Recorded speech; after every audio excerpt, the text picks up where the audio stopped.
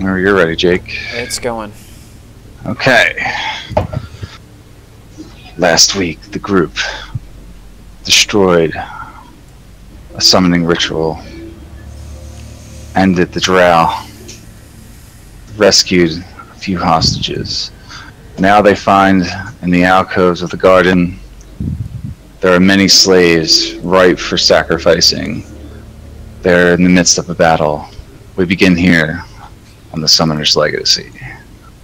Alright, so Arcanius is first. Just jump right in. Alright. Did you link the combat order? Oh, let me send it real quick, sorry. Okay. No problem. That way I know who I was attacking and stuff. True, true. There it is. You got it. Thank you. Uh-huh. Alright, defeated one. Drow Warrior. Drow Assassin.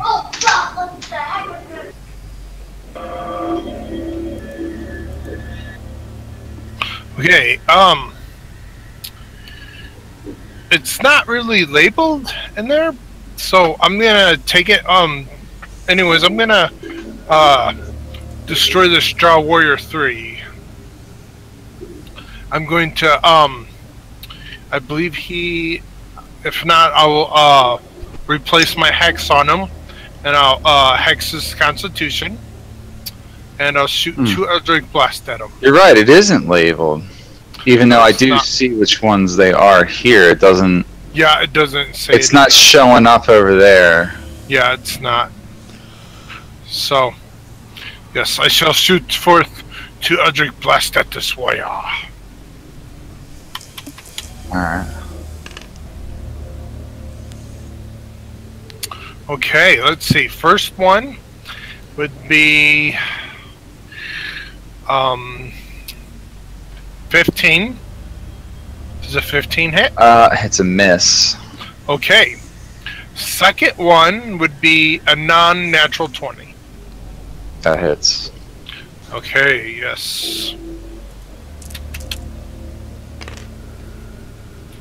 For... Whoa. That was bad dice. For 9 points of damage. Ooh, you hit him hard. On Drow really. Warriors Unknown, not really. Did you hex him too? Yes, his constitution is hexed, and that's Drow Warrior 3. So now you should be able to see which one Okay. you're dealing with there. So, Okay, thank you. Thank so you. the other one is dead. It had a constitution hex, but now that one's got it. Okay, cool. Drow Warrior 3, yes. Okay. Yeah. I actually rolled 2 2s out of a D6 and a D10. That's pretty bad rolls for me. Yeah. Yeah, it's really low for you. Yeah, end of my turn. Alright. Oh, wait. Oh, yeah, I used my bonus action already. Okay, good enough. So Finch is not with us, right? He's back. I'm going to delete him from this order here. Alright, so Warrior 1 is somewhere up front, I think. Right in front of Julian. Julian, he's a little attack, Julian. Alright. My dice are someplace here. First attack is going to be a, probably a hit because he's got a 15. Let's see, he's got... Yeah, he actually has a 21 to hit.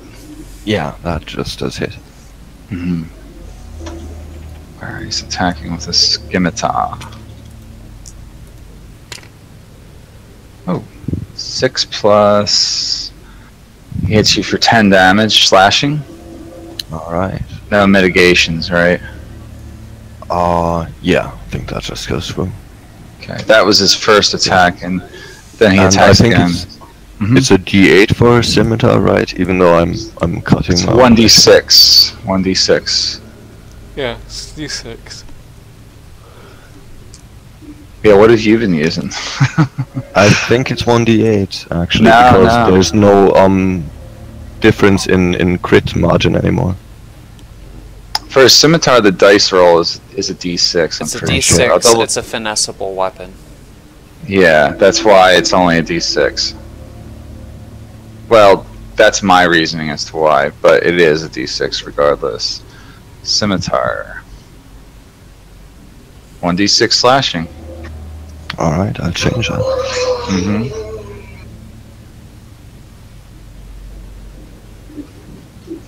Okay, so he attacked again, but he only has a 13 to hit this time. He looks like he dodged him. Cool. Second attack, right? Yeah, that's a miss, right, for Julian? 19 is AC now. 19's your total AC? Yeah. Okay. I'll adjust you, actually.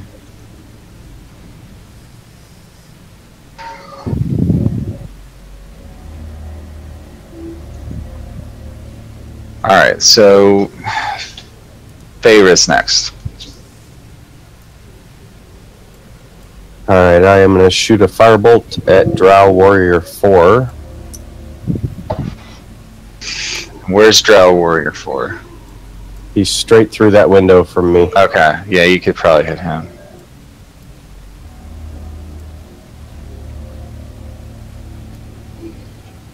Make the attack.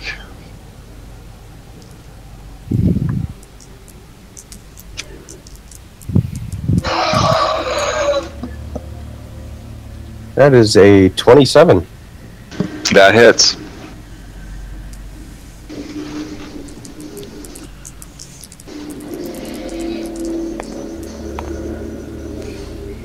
$12 points of damage.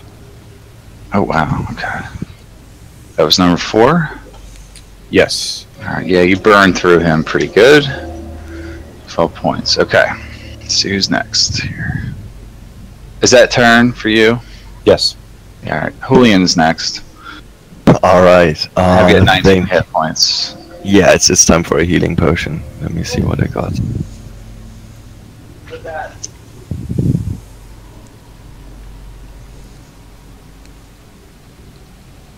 Okay, yeah, I take one of the 2d8 plus 4.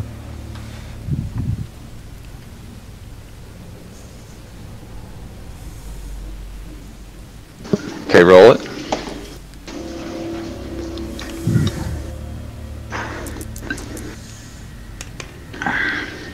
Okay, that's 12 points then. 12 points to heal. Okay. Yeah. And You're up to 31.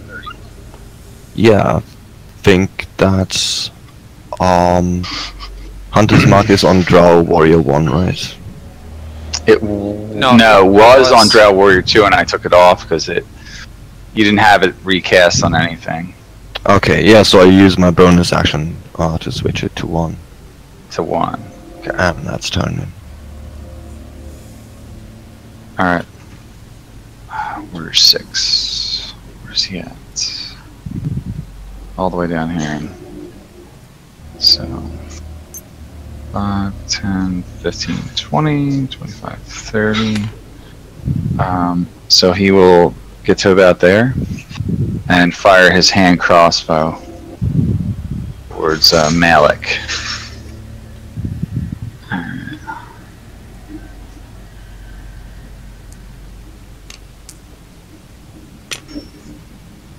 First attack is an 11. That's a miss. Yeah, Second attack is a non-natural 20. that hits. That hits. I think you got to roll a Constitution saving throw.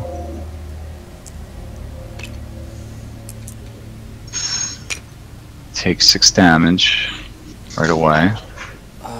That is a base 18. Base 18. Yeah. Yeah, you save. You're good to go. So Okay. that was the first attack, though. So he has a second attack with that, which is a complete miss. Wait, did I already do the first attack? Yeah. Oh, okay. Or did I do both already? No, That just was- one. Just the one. All right, this is the second, and the second one's a 1, so he loses that ability. Well, he loses that attack. Doesn't do anything.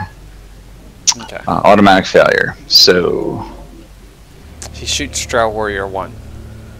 no.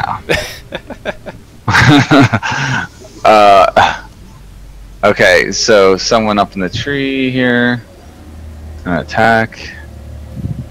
She has a hand crossbow. Looks like it's another shot with advantage because she's up in the tree. Shooting down at Malik.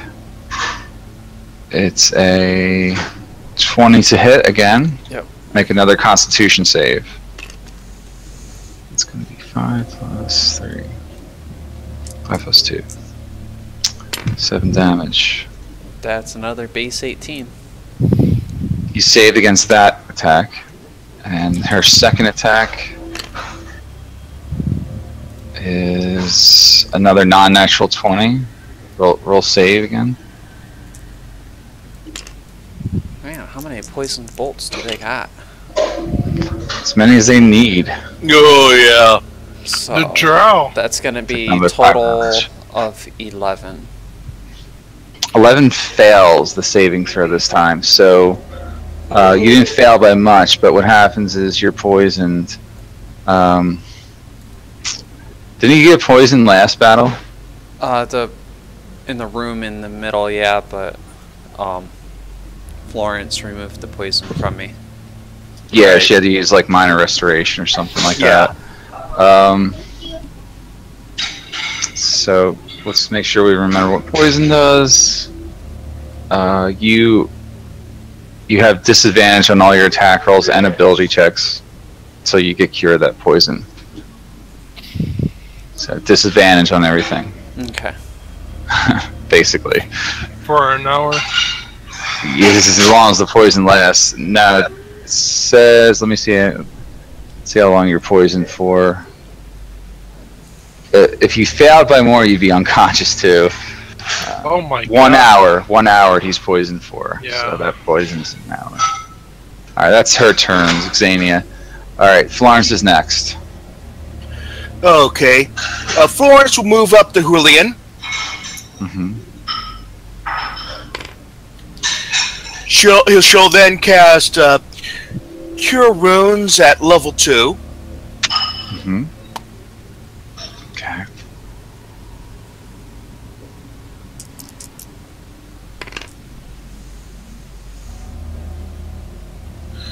She heals for.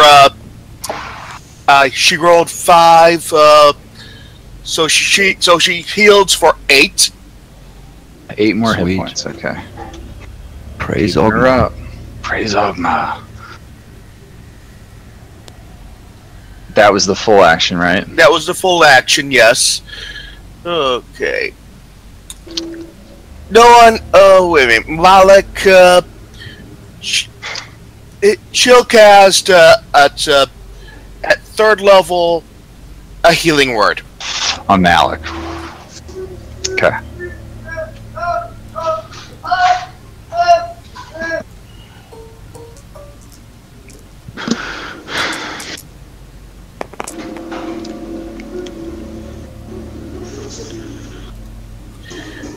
Heals for 11. Alright, he's back up to 42. She ducks back. Mm-hmm. Sweet. Good job. Yeah, Okay, good job. it's now Rex's turn. Will attack Drow Warrior 1. Alright. And he'll try to hound tackle if he succeeds. Okay, so Hound Tackle, he can jump and occupy the same space as him, and then make 1 extra bite attack. Not 2, just 1. All right, she On the attacks. tackle. That's a He'll 15. do 2 attacks. Okay. First one is a 21. Wait, are you Hound Tackling still? Or are you just yeah. attacking? That's So, if you Hound a Tackle, what I've allowed you to do is you lose 1 attack. Oh, but- okay. You have to make the tackle first. You have advantage on Hound Tackle as long as it's medium or small. Alright. The Hound Tackle is 21. So that's his athletics check. Okay, now I gotta oppose that. Sorry, now I gotta do that. He's gonna use acrobatics or strength, and it's gonna be too low because he's only got an 8. You got him tackled. Alright. So it's just kind of push Rex. Now you can make one attack now because you're right on top of him with advantage. Nat 20. Nat 20. Wow, good job. Roll damage. Copy. Paste.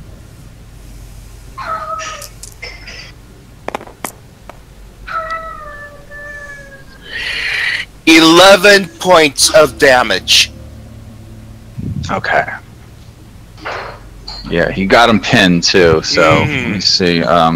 It's Warrior 1. He is grappled. I had a question. And that'll be his turn. Are we still blessed? Yeah. I think he blessed you guys again. Yeah. Oh, okay. I did not know that. Mm-hmm. That plus would have at least made me hit on the first attack. Okay. I wasn't sure. Okay. Good to know. Well, now we know. So. Yep. Drow Warrior 3 is somewhere back here. Drow Warrior 3.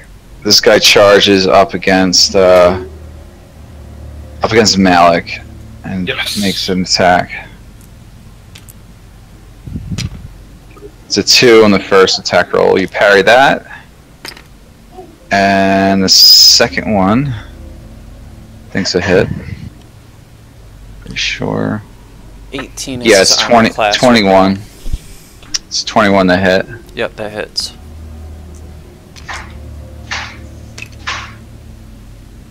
For 8 damage.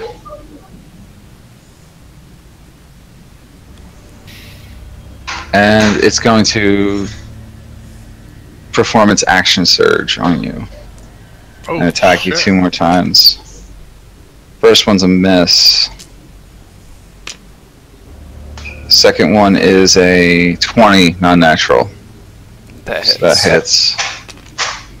And that attack goes for 9 damage this time. Pound it. Okay. End of his turn. Warrior 4. Somewhere back here. Sees it like there's a sniping wizard shooting bolts of flame through the portcullis there, or the porthole, so he moves over to here. Let's see, can he get to...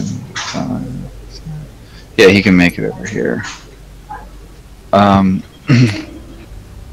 He attempts to attack Julian. Alright.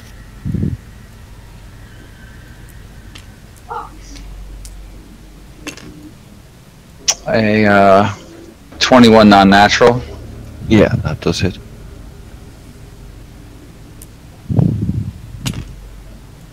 Okay, that's going to be 8 damage. Okay. Second attack. It's a 19, natural 19, but that does it. And I think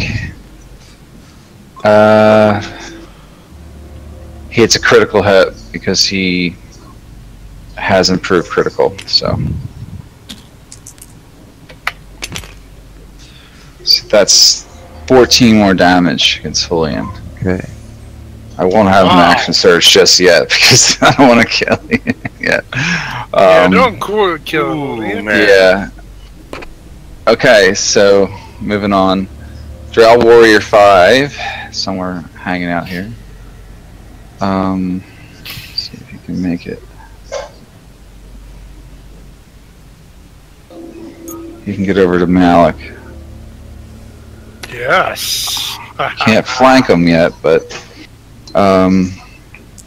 first attack with a scimitar, natural 20.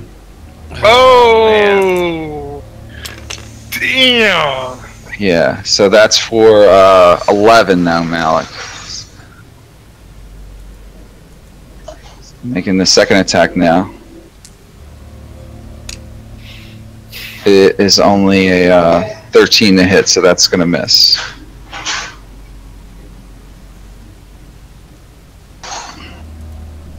Okay. Alright. And now it is my Malik, turn. your turn. Mm-hmm. Um, Good thing David healed you. yeah. Yeah, definitely. Let me see. What do I got for potions? I have. Alright, I'm going to use my 4d4 plus 4 healing potion. 44. Okay, cool. Roll that.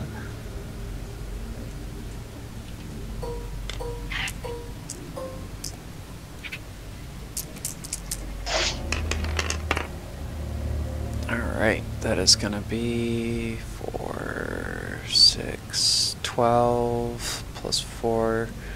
That is going to be 16 hit points. Okay. Back to 30 hit points total here. That was a Alright. good roll. Yeah, pretty good. And for his free action and bonus action, he's going to sheath his greatsword and pull out his flail shield. Okay. And that'll be his turn. So your AC with that is what? Like 20. 20? Yep. Okay. Makes sense. Alright, Arcanius is up again. Alright, this is great. So, I see everybody getting surrounded, and then I call upon my patron. And I invoke the Manning Hex upon Draw Warrior 3, and every creature within 5 feet of it, of my choosing, Okay. takes automatically 5 psychic damage. So So Drow Drow Warrior Warrior- 1. Draw Warrior 1, 3, and 5 all take 5 Just flat out. flat out psychic damage. Yes, Okay. that's my bonus action. As your bonus action. Let me get that first. So I got Yep. 1. I need number 3. Alright. And then Warrior 5. Yes, and then I shoot forth 2 crackling beams of energy at Warrior number 3 and say, "You shall not defeat us." At Warrior 3. Yes, at Warrior 3. Okay. Whoa.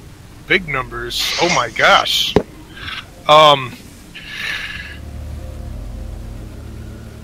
I know this is automatically hit, but this is like 29 to hit. Yeah, that's it.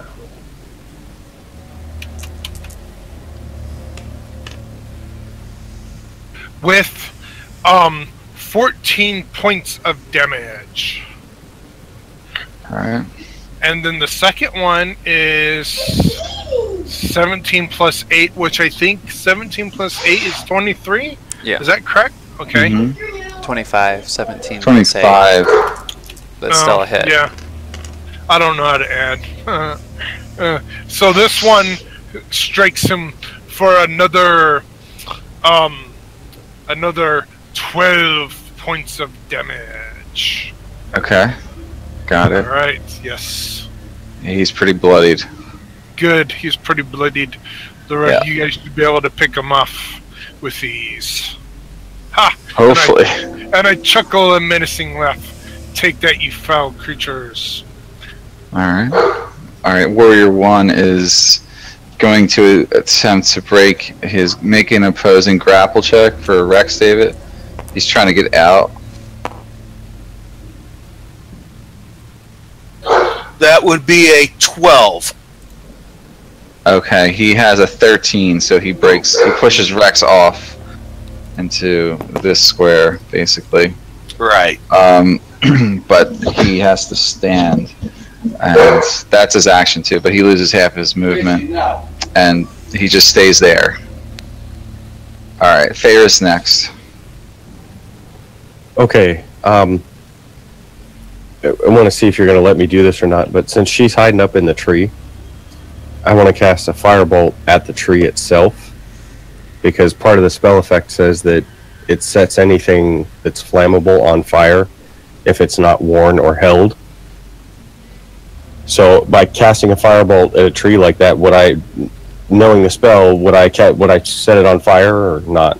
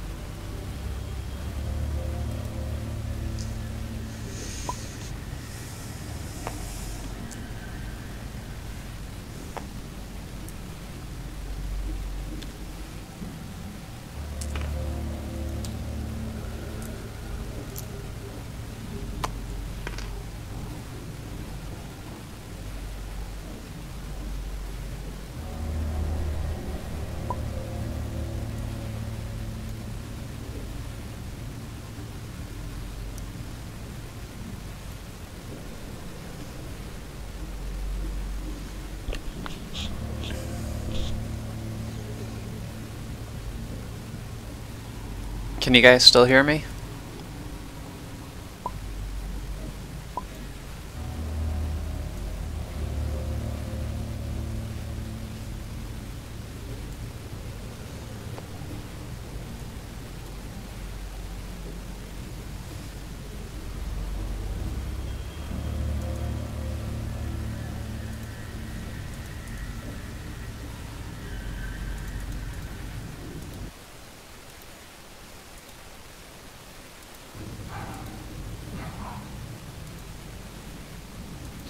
Guys, can you hear me in here? It's C to talk if you can. Okay, I could hear that. Can you hear me? Yeah, we'll just have to use this because it looks like they're having an outage. We'll just have to play without music too, I guess, or just play it on YouTube yourself.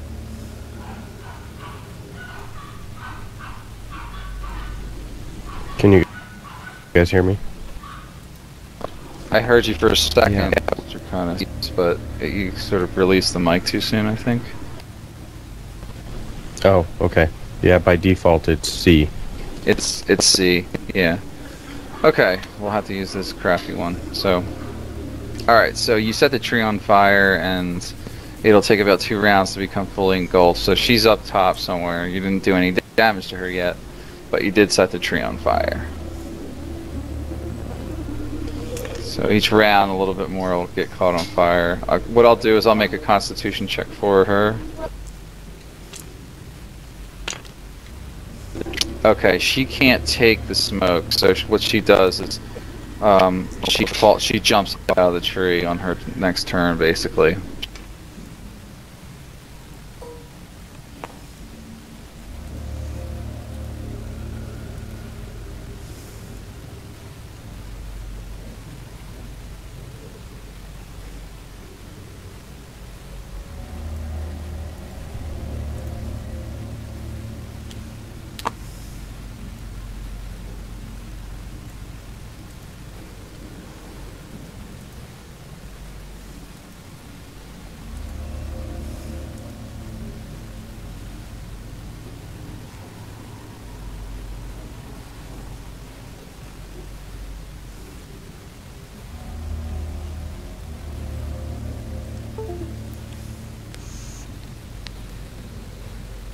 Holding down C to talk. Does anyone hear me?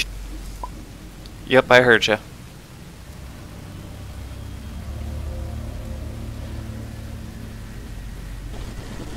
David, make sure it's not disabled. I had to go in and push to talk was disabled on mine.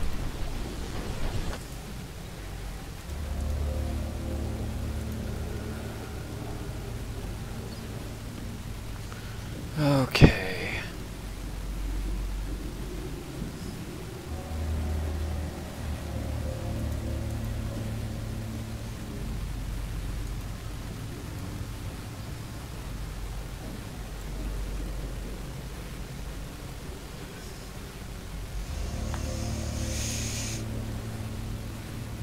Oh boy.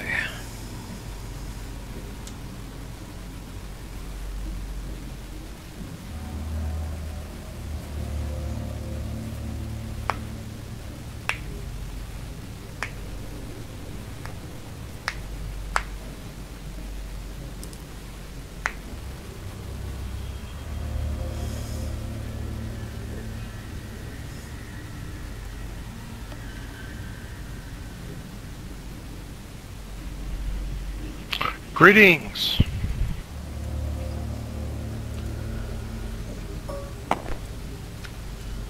Hey, can you guys hear me? Yes, I can hear you. Can you hear me? Yeah.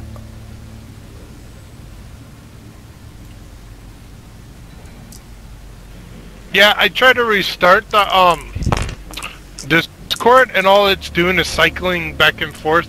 It won't even get in, so something's totally messed up with the whole Discord thing. Yeah, it seems that way. For a little while, Dave and I were still able to share a channel, but then it like completely ended, and now server seems down or something. Yeah, it does. It's down.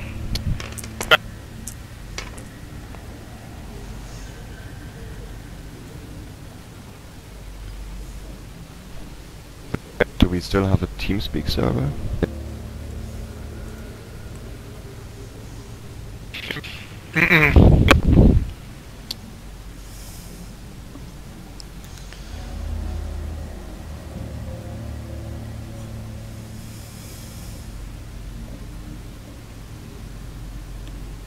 I don't know if this is an option, but we could do a group Skype call.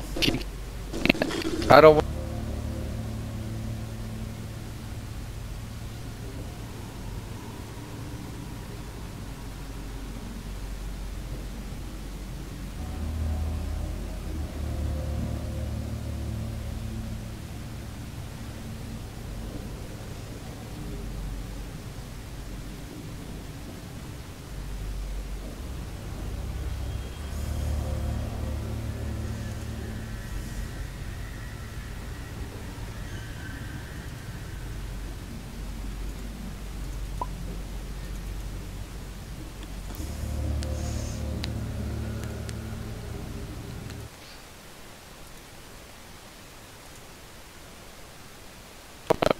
So does everybody hear me? I hear you. Okay, so Julian, you're next.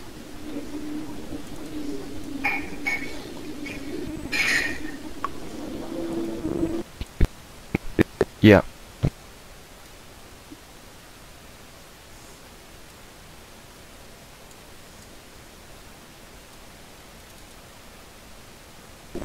It's back up, by the way.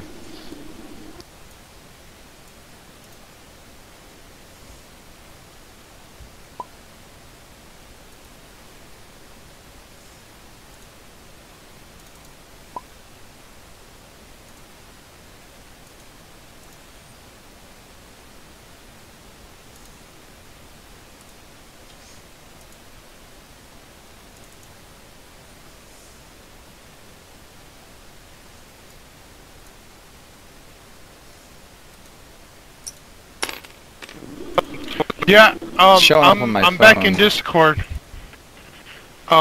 If you guys get reset and get back in, I think it might work again. I'm not sure. Mine says it's trying to connect right now.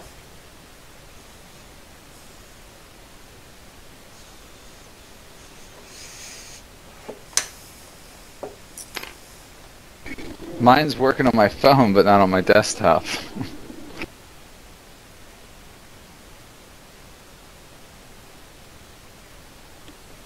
Let me see if it works in the web browser.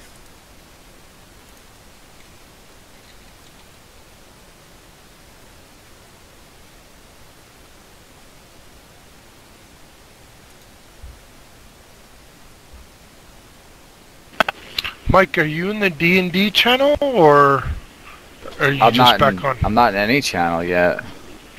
Oh, it's not letting you get in the D&D channel?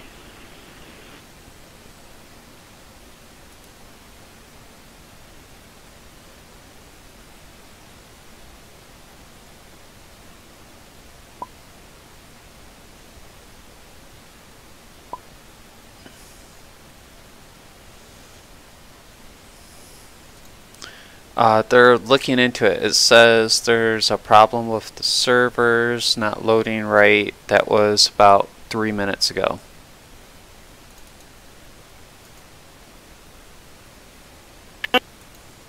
Yeah, I restarted it and it let me get back in, and now I'm back in the D&D channel.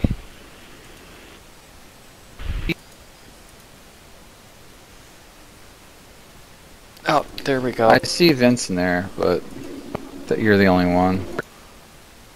Looks like Julian left us, right? Hello? Yes. I think he went to restart his programs. Hey. Oh, there we go. There we go. Alright, go to if you go to your web browser and put in Discord app.com and log into your Discord, it let me in that way. My computer app is still loading. It's still trying to work like that on mine for the browser version, but it hasn't let me in yet. It says it's trying to connect, so it's Jake, probably just going to be another minute. Can you hear me through Discord? Yeah, I can hear you. Jake, can you hear me through Discord? Yeah, I've got push to talk on the on the whatchamacallit. Jake, can you hear me? Yeah, I can hear you. Can you hear me? Hello, hello, hello. Hello. Well, I am going to take this opportunity to refill my cup and grab a quick snack. Okay, go ahead. Let's all do that.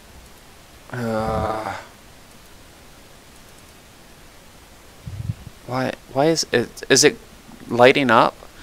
Is Discord lighting up when I? Is Discord lighting up when I talk?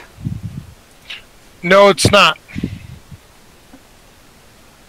No, it's not. It's lighting up for me when I talk. For me when I talk. For you, it's not lighting up, and I can't hear you through Discord. I can hear you through Discord fine, but it's lighting up for me like I'm talking. I don't. Let me see what the heck is going on with this.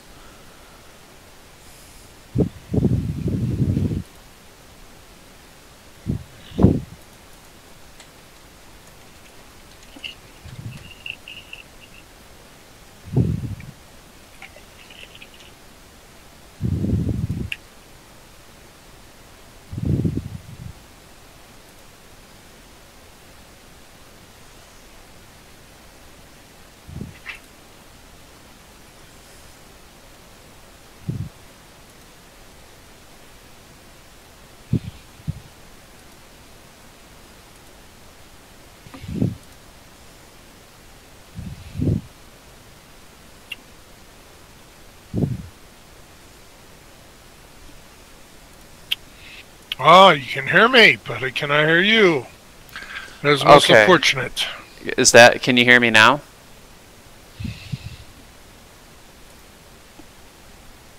Can you hear me now?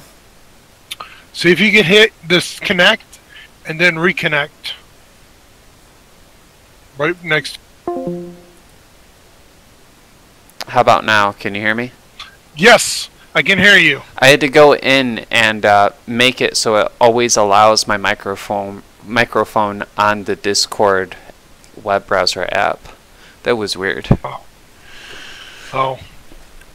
Apparently, it didn't allow it when I first connected to use my microphone, and so I had to disconnect and reconnect.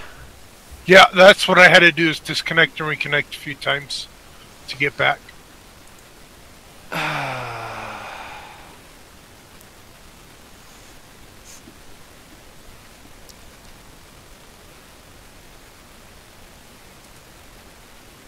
Let's get the music going again.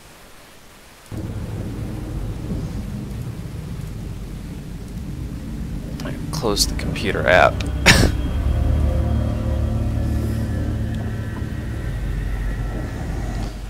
Wow, this is interesting.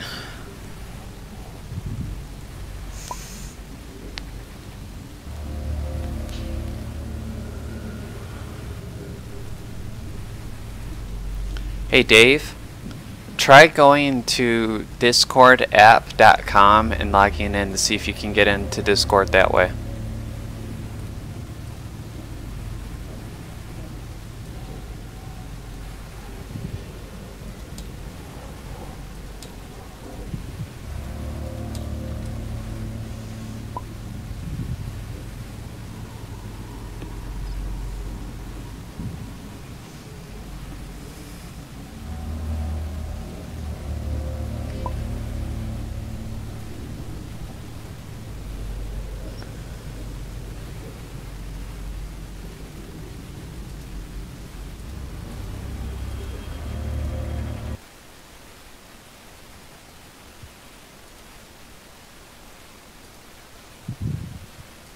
Oh my gosh, Julian only has 17 hit points left.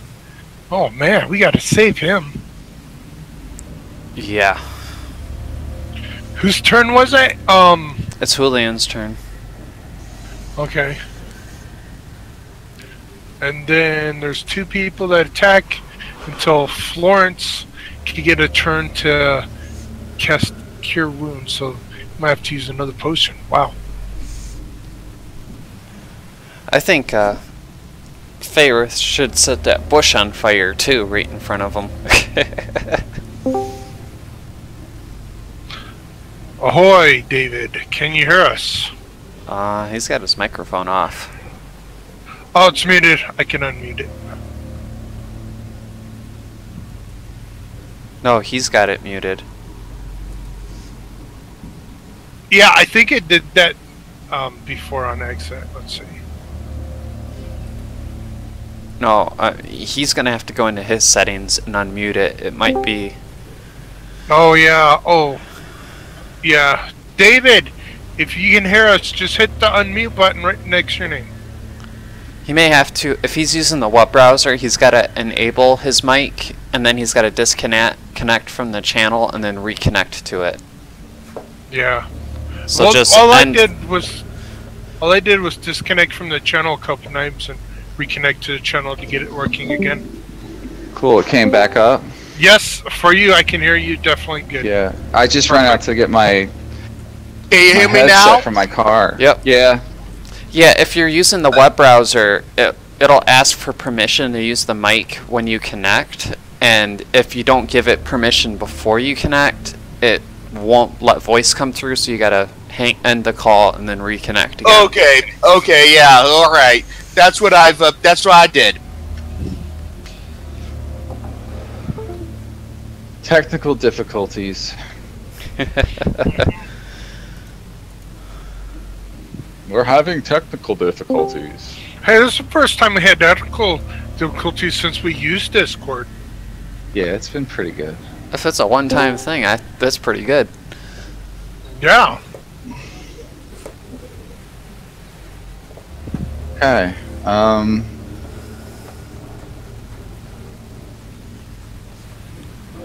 We're just waiting on Julian to get back, right? So we can. Back again. Well, Sorry you're for back. that. Yeah, it finally worked. Takes a little longer to log in from Germany. We know. Seems that way, yeah. Probably burn some transatlantic cable in Hamburg. You're like, I don't care. I need internet. Send me to America now. In fuck indeed. All right. So it's your turn. Okay. I think you're alive. Yeah. Yeah, You're I'm alive. not even going to do anything heroic right now. I'm just gonna chuck down my potion of invulnerability and hide behind my shield and hope for the best. Potion of invulnerability. Yeah. How long does uh, it let? Did we say? Like probably an hour, or is it less? Yeah, than that? I remember that one less than an hour. Let's make sure what he wrote down before we go with that. I can look it Actually- up. You know, I can look up the real potion of invulnerability if you want me. Yeah. Yeah, I just noted down the name. It should be resistance to non-magical hacking, slashing, piercing. I think damage. it's like invulnerability to it, but let me double. Yeah, maybe it's resistance. Yeah. But for how long? Probably quite a while. Like at least an a good hour minute sounds or so. quite long though. Yeah, it sounds really long. Let's just Maybe go 10 with, minutes at most. a minute or something for now Yeah, that sounds good. until we find the right answer. But okay. Just I can type look in- it up in the meanwhile. Well, yeah. Hey, Mike, I had a out of character question. Mm-hmm. Julian Shield. If someone got the cantrip of mend, can they fix his magical weapon or his I don't shield? know. I don't think so because it's magical. But Well, no, mend works maybe. on mend works on magical items. it's possible. It It's- repairs it's possible. But mend has a certain size restriction. That's true. It can only Yeah. mend a certain section Yep. each time. Yeah, Yeah, I and we can't definitely not do that here. Well, no, I was just wondering in the future to get it That would fixed. be interesting. If we found someone with that. Yeah. Let's move on. All right. So that's Julian's turn, right? Yeah. Yep. All right. Warrior 6 is somewhere hanging out here It's over by the statue. by the statue. Yep. Okay. So this one just kind of like moves over a little bit.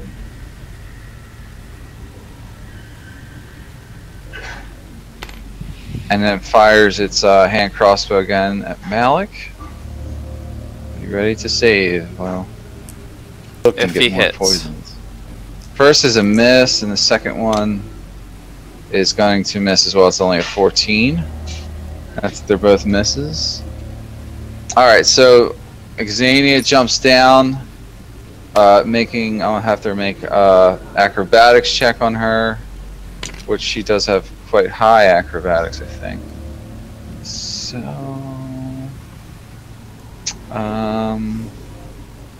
we'll say she's got a 9, but that's not enough. She comes down and she uses sprained ankles. She can only move at half speed, and she takes damage. Say she from that height, we'll go with 2d4 bludgeoning on the way down. She didn't roll when she landed. She took 5 damage on the way down. Yeah, so that's her turn. Actually, no, that's a full action as far as I'm concerned. All right, that's the end of her turn. So Florence, your turn now. All right. Looks like I have the same problem as before. I'll move up to here. This time I'm going to give Julian. I'll just give Julian level 2 cure wounds. Okay. Malik, you seem like you're still okay, even though you're at half. He looks healthy enough to survive.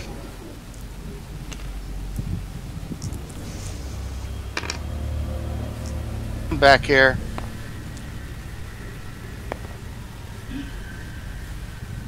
Just moving a couple dice around here. There we go. I'm at the right spot. 3 plus 6. You heal. I heal you for 9. Sweet. Okay. You're at 26. That was your action? That was my action, and I moved back around. Okay. Get out of the way. Alright. And now All right. Rex's turn. Yeah, Rex.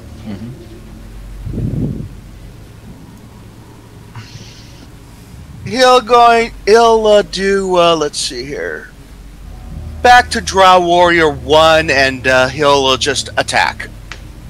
Alright. Normal attack?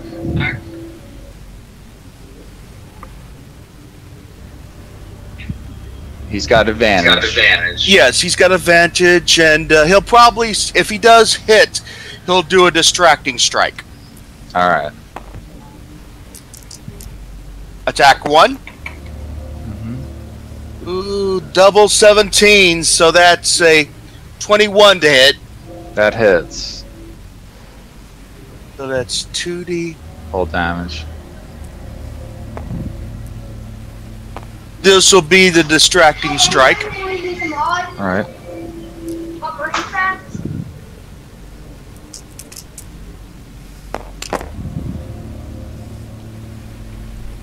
12 points of damage. Alright, so 12 points of damage, and you're doing distracting strike, right? Right, yeah. And what did I have that as? What does it do?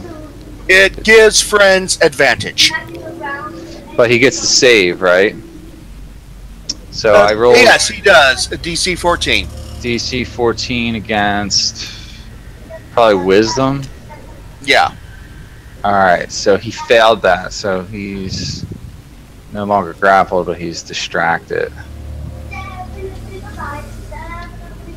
Okay. We'll just And do then, this.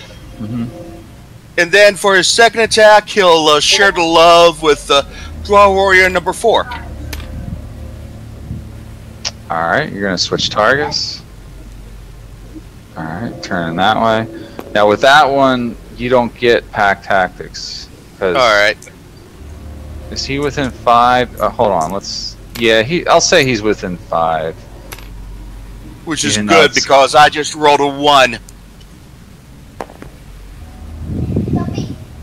21. That hits.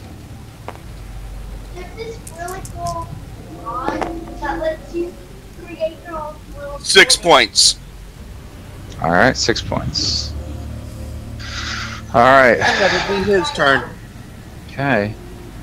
It's the Drow's turn. Warrior 3 will now swing a scimitar at Malik again. First attack is a 14 that hits, a miss. Second one's going to be like a 23, that's going to hit him. Yep.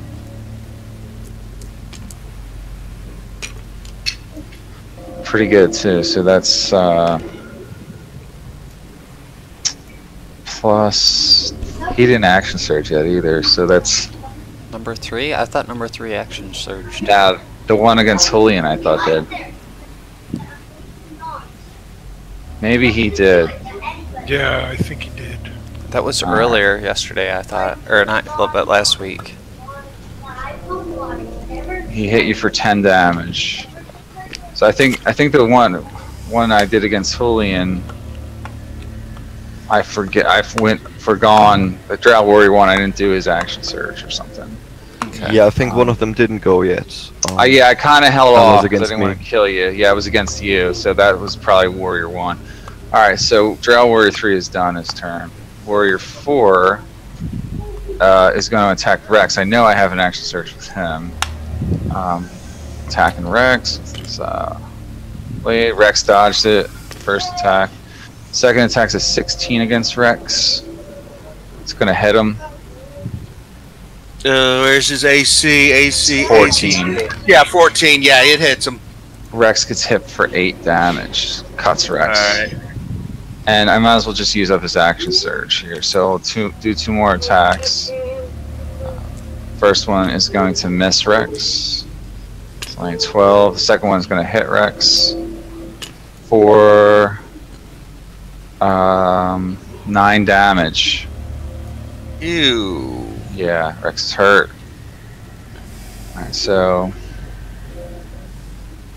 Oh man, he is Does hurt. he still have a healing howl? he probably hasn't used any healing howls, so No, He'll he probably do has- his. He'll probably do his healing howl next turn. Yeah, good time to howl too. Yeah, yeah. so I got 3 of them marked with their action surges used. Alright. Not untrue.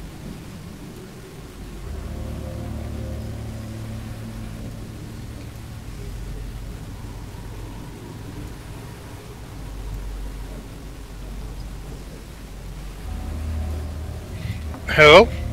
Sorry, I had to mute my mic for a second. Okay. Alright, Warrior 4 is done. Alright, Warrior 5 attacks against Malik here. Used his action surge. Alright, we'll just use both of them. One attack hits. And that's going to be a d6. For 10 damage. Oh Keep my rolling- I god. keep rolling max damage on them. Wow. Yeah. Only one of the attacks hit though, but that's the end of his turn. They're just hacking away at you guys. Alright, so Malik's up. Alright, using my free action, Malik shouts to the rest of the party, "Back through the doorway!" And then, for his action... Shit, what do I got? Let's see, let's look up. I've got a spell that I can cast. Cure Wounds, 1d8, and it's an extra d8 per spell level. I've only got up to level 2. Hell if it. I'm gonna use Cure Wounds on myself as an action at level 2, so that's 2d8.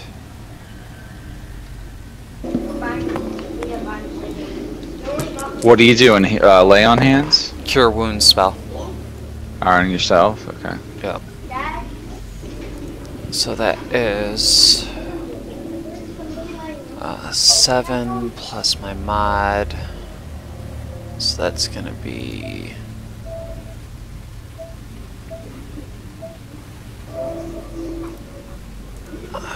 7 plus 2.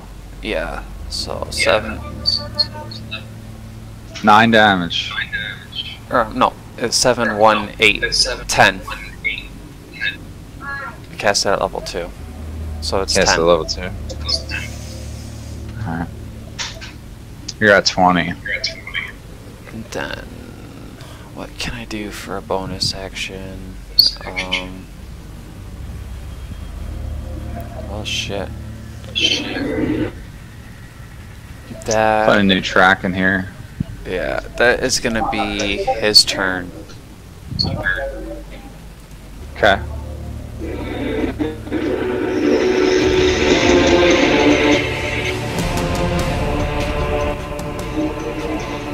Alright, so it is 1 minute for that potion of invulnerability. Yeah. Mike.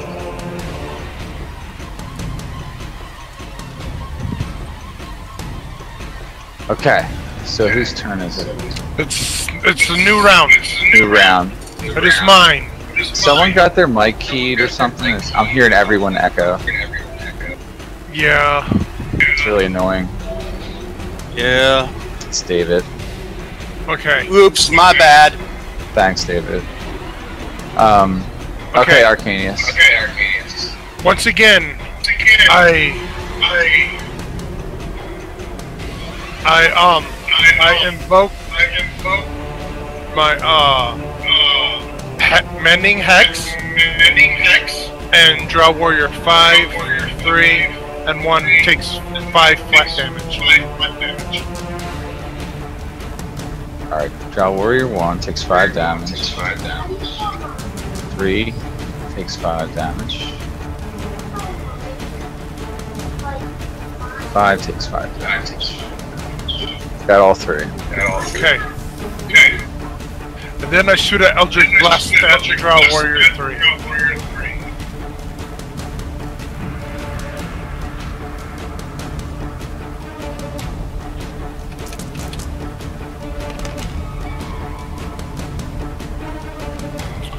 Oh, and they're all fails.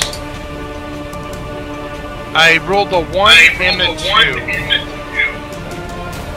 So A 1 and a 2. Yep. David, can you fix that mic? Or something? Which It's one, picking mine? up. Yes. Everything we say is being picked up by your mic.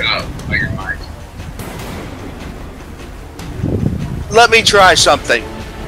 Or the sensitivity, maybe? Yeah. Okay. Or just switch to push to talk.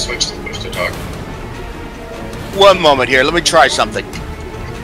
Alright, Vince, who were you attacking? Warrior 3? Warrior 3. And how much did you hit them? No, both D20s was a 1 and a 2. I missed. Yeah, theirs are gonna be misses. Yes.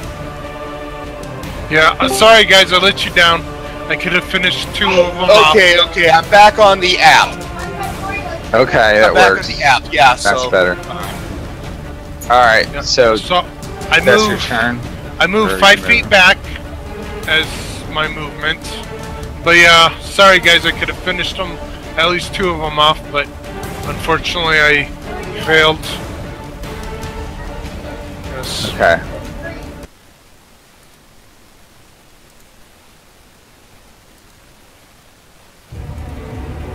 Two attacks here.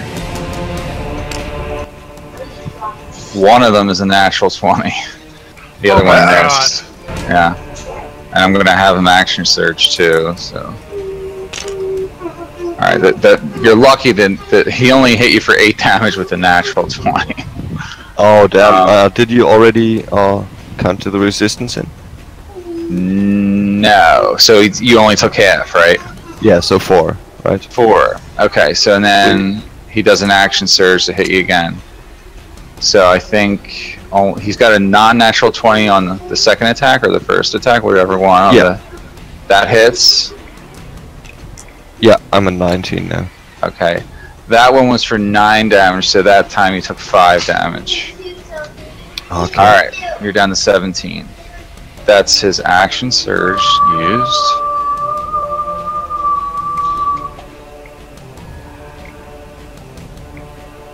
keep that in there. It's just easier to see. And that's his turn. Now it's Feyre's turn. Okay. Yeah, a lot of the stuff I want to cast is not helpful right now because it's splash damage. But I guess I'm gonna stay on the Slave Master, and I'm gonna cast another Firebolt at her. It would have wanted you. It would have like Okay. done something. At It Xania? would have told you to do this stuff. Yeah. Buy it first, then. Alright, I'll allow that. Yeah, that should be a hit. 27, That hits her, yeah. and she takes 16 damage. Oh, nice. You're chopping her up. Now all we have to do.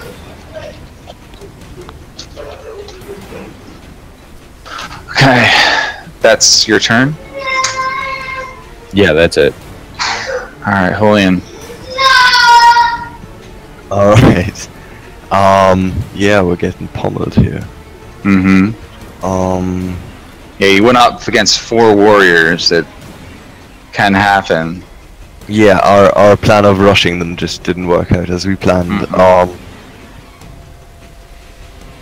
Let me see.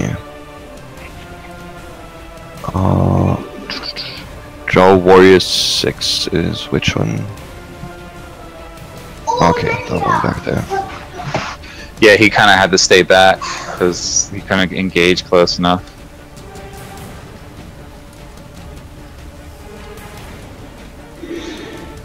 Yeah. So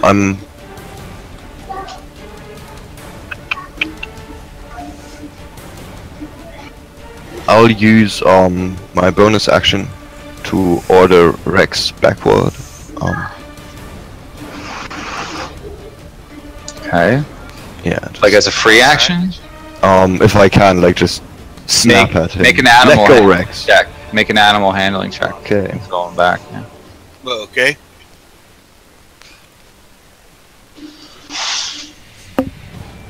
And then David, if he makes it, you have to have Rex like disengage or run. You know. Right. Okay. Yeah, that's a nat 20. Yeah. So All right. I'll have him disengage on his turn. on his turn. Yes. That was your bonus action, Julian. Exactly. On my full action, I'm going to use disengage myself. You're going to disengage yourself. Okay. All right. And step back behind the doorway. All right. Florence is next to the doorway there, right? I can stand in that square. Yeah. Cool. All right. Warrior 6 is going to shoot again at Malik. So 2 shots with the crossbow. Only one's going to hit. For, I think, 7 damage against Malik. Make another Constitution saving throw, please. You're poisoned, but something else can happen too if you fail really bad. And it's not a save, skill checks, yeah. It's not a save, or it is a save? No, it is a save, so I was thinking out loud. Go ahead and make your save. Alright, 19. 19. That's going to save, yeah. So you don't take any additional effects from the poison. But you're pretty poisoned. So. This is exciting. This is the second time we gotten our butts whooped. Yeah, it is. Xania's had enough of being burned alive, so she is.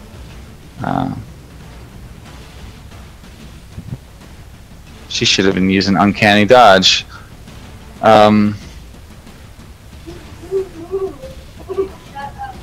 Maybe if I would have paid attention to my own stuff, I would have known that.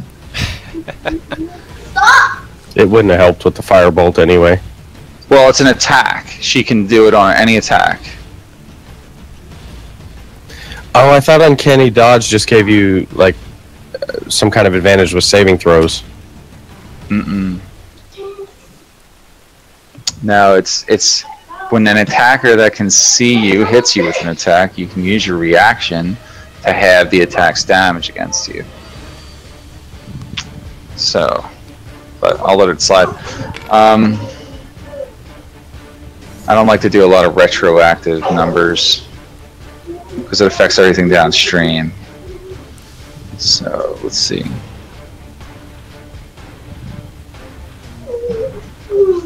Alright. So, sneak attack. She is going to fire her crossbows at Malik this time. And she gets normal attacks, but she is attempting to sneak attack against you.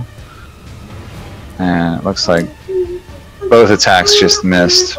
So, she shot it twice and they hit your shield. And that ends her turn. Yep, you're lucky. Alright, Florence. Okay, let's see here.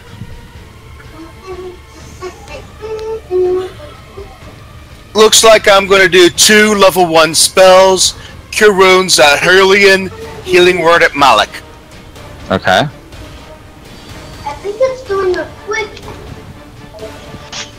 It's my first one that you can do it. First, a Cure Wound. Okay. Well, it's almost finished. 6, 7, 9, 10. Sophie, it's almost finished. 14 points. And then the Healing Word. Wow, you healed her for 14? Yep. With a level 1? Wow. Level 2, level 2. A level 2, okay. And Malik gets healed for 6. Alright. That'll be my turn. Rex turn. will disengage. Alright. That's his And action. That's his action. Okay. Got Warrior 3 is the one that's in front of Malik. He uses action surge. Okay, so he attacks twice against Malik. Oh.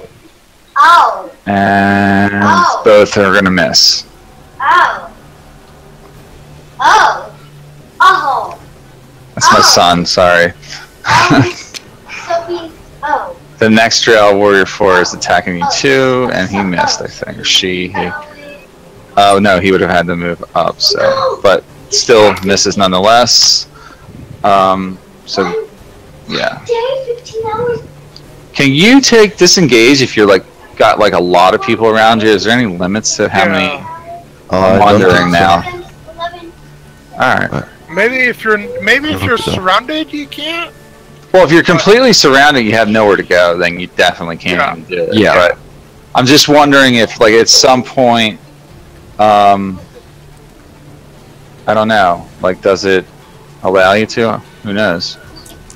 Let's see. He might only be able to disengage once, so if like Disengage. If you take this action, your movement does not provoke opportunity attacks for the rest of the turn. For the rest of the turn, so it doesn't matter how many are around you. Just as long as you can move. Just as long as you can move, okay. So Drow Warrior 5 only hit you with one of his attacks, okay. He rolled a 21 to hit, and he hits you for 7 damage, Malik.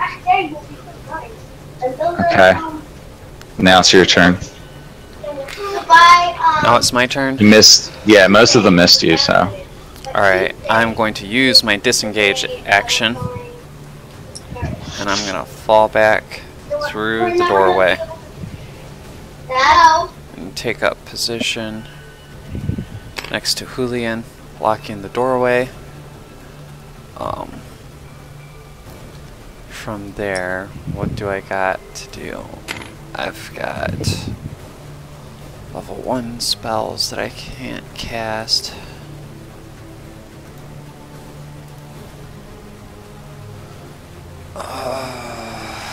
What do I got for items? I've got nothing. Alright, yeah, that's my turn. That's all I can do. It's a Minecraft. Okay. Choose your own adventure. I got a lot of Arcanius. actions. Into a video game. Arcanius is up. Yes. Once again, I invoke the Manning Hex, and now all 4 of these drows are have automatically take 5 psychic damage. Oh. Alright, so all 4, yeah. Yeah, all So- 4. So Warrior, I'll start with Warrior 4. He takes 5, still like, ugh! They all feel it. Warrior 1. Warrior 1 looks bad. Bloodied as hell. Warrior 3. He looks really bad too. Man, you guys you spread the damage out here is what really happened. You did good damage on your turns, but it just got too spread out. They weren't focused enough. Alright, so that is all of them. They all apply the damage. Maddening Okay. Hex. Okay. I was just seeing if anybody else got devastated. Okay, and then I let forth a striking beam at Drow Warrior 3 once again. Okay.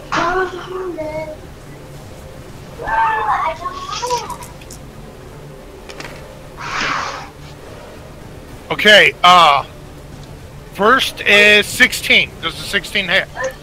No. No. Okay. No, he has raised the shield and it splashed against it. Non-natural 20. Second hit. That hits, yeah, against number 5. Or Against number 3, rather. Against number 3. Okay. For, You have to be kidding me. That's for 12 points of damage. Yeah, you dropped them. Ah, I finished one off at least. bonus. Okay, and that was my bonus action and action, and I'm staying right where I'm at. Alright. I'm done. Sorry. No problem. Yeah. What does that say? Okay, Drow Warrior 1. What does that say? What does it say after the two?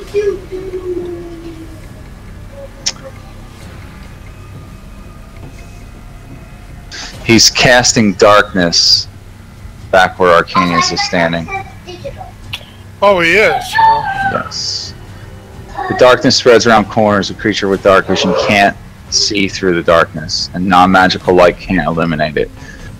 At the point you choose as an object you are holding it, or one that isn't being worn or carried, the darkness emanates from it, completely covering the source of the darkness with an opaque object, such as a bowl or a helm, whatever.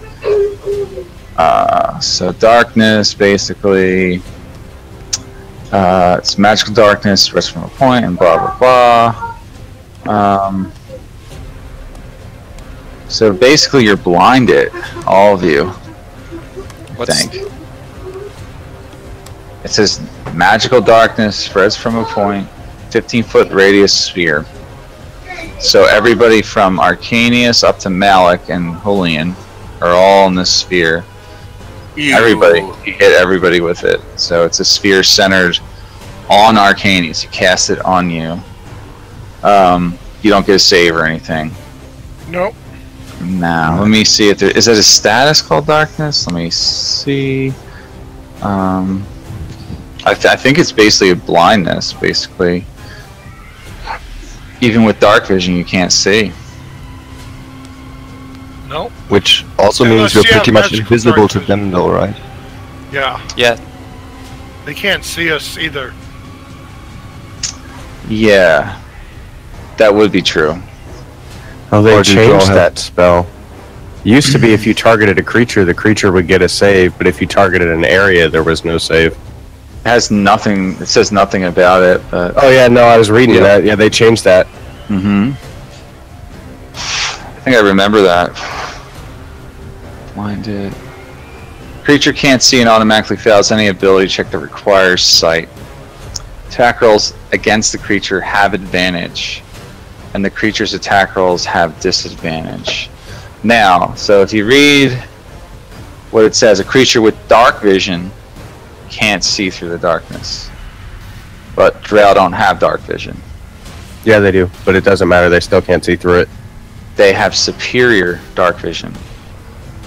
So their dark vision is superior, and essentially All that that means just they increases 120 feet.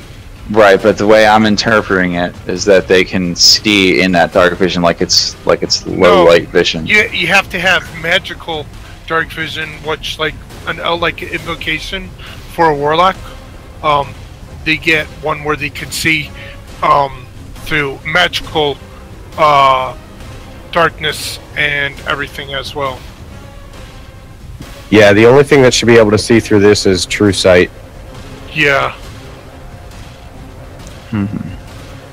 If you go off of like the Dungeons and Dragons books, not even Drizzt could see through his darkness spell. But he Yeah, could always none of fight in it. Like Yeah, He had because he had they the had blind feat. fighting. Yeah, he had the blind yeah, fighting. he had feat. blind fighting. What the hell good is this fucking spell? It's great if why- you have blind fighting. That's why I haven't cast it yet, and I have that in my heritage, my Infernal Legacy. Alright, but he has disadvantage, so he can still attempt to hit if he moves Yeah. in. So he does that, and it's one action, so then he fades back. You hear him say in Elven, "Slay them, they can't see you." He gets into cover. He's making a last effort. He's hoping his comrades will move in. So, Faerith, it's your turn. You're covered in blackness. Okay, can you draw out where that Yeah, ends? so, well, as long as Arcanius doesn't move, it's kind of emanating from him. Oh, I'm just gonna drawing- move. I'm just drawing lines. Oh, I'm not So- seeing the lines. I'm sorry. Oh, so if I move, it follows with me? Yeah, Yeah, he cast it on you. So what is cast it? it on you. Oh, 15 wait a minute. feet. He cast that on me as... Okay, So it's kind of like this. can I take a reaction? No. Wait. Well, it's centered on you. It's not Okay. like you don't get to save. So Well, I know, but I'm saying though, if he's casting a spell on me, if I was able to take a reaction to that. you don't get like saving throws or anything.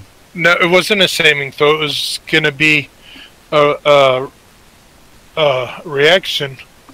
Well, what is it? What does your reaction do? My reaction was gonna be Hellish Rebuke since he's casting a spell at me. Hold on. Wait, it's got to Oh, be hold on. from the spell description. It's got to be a object that isn't being held or worn. It doesn't, or a point. All right. So yeah, that's a good point. So he Okay. can't actually cast it on you. So Okay. he casts it on the ground where you're standing. Okay. Okay, that makes sense. Okay. So I'll we'll be just right say back. it still emanates that way, like 15 feet, like Yeah. outward. Okay. Okay. So I could even move out of it, and everybody else can. Yeah, Okay. it's not like silence, I guess. Yeah. I didn't Yeah. think it because at first I was like, he's not casting it at me as a spell. Because if he was, I would have used my reaction. Okay, this is weird. Mike, you just drew on my screen. Yeah, the way that it's drawing is really funky for some reason. All right. Well, Yeah. just adjust your cameras. I don't know. No, it Oh, it's looks on the fine to camera, me. actually. It's I'll just- funny. it's like you literally drew on my computer monitor. Yeah, it looks Really? like you. Yeah, it does. Yeah, Strange. you drew on mine too. It was funny. I thought How's it was that just one? hilarious. Oh, that's better. That's better. Yeah. It was. Yeah. All right, just deal with it. All right, so we got darkness everywhere. It's the way it should be if you have that spell. So that's what he does. Oh, we ran out of music. Must have that.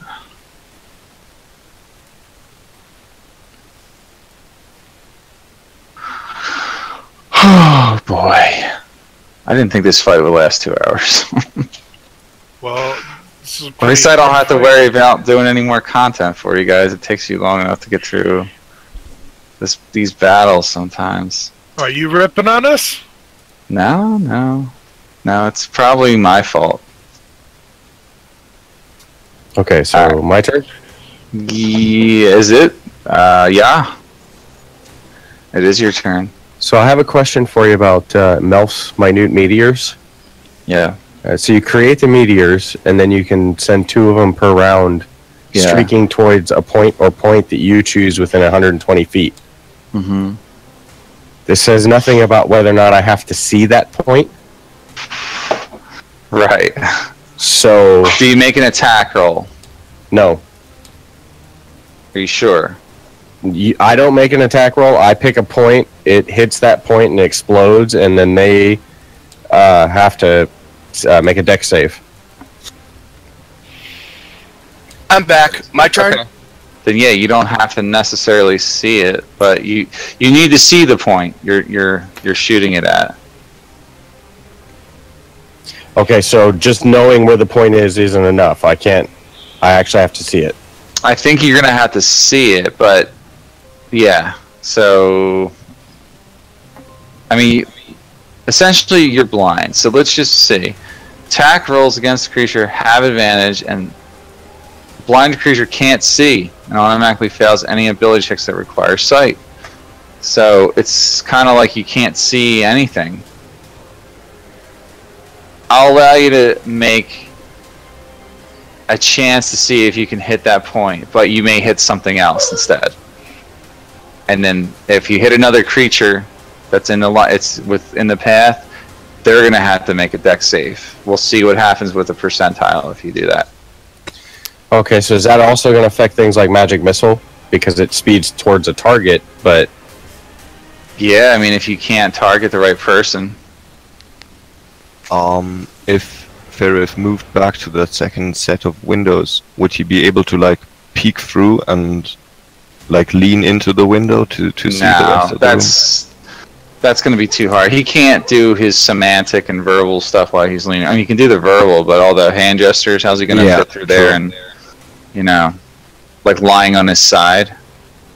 I doubt it. Well, I could cast the meteor spell, and the meteors just kind of float around, and then I could just point at two spots, and they would just shoot off. Yeah, I get that, but I don't really think. Yeah, I don't know how big that window is or how thick the wall is either, though. So, say the window is like 2 feet wide, but I think normally you could have cast through there.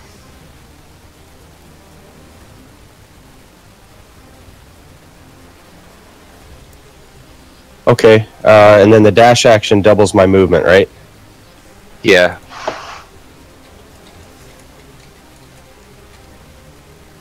This is exciting. Okay, I dash. All right, where'd you go? All the way down there. Well, I know you there's gotta- another way around, so... Oh, okay. Good point. No, That may take a while. that takes a full round, though, right? Yeah, it's a full action. Yeah. Okay, so that ends my turn.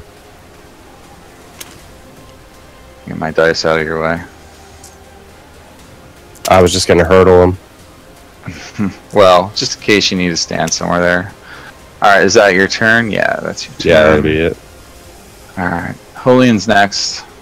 Alright, I can't see. I'm just gonna stand there and wait until someone tries to hit me, and then just strike back blindly. Okay. Holding your action? Yeah, that's what I'm doing. Okay. Alright. Drow Warrior 6.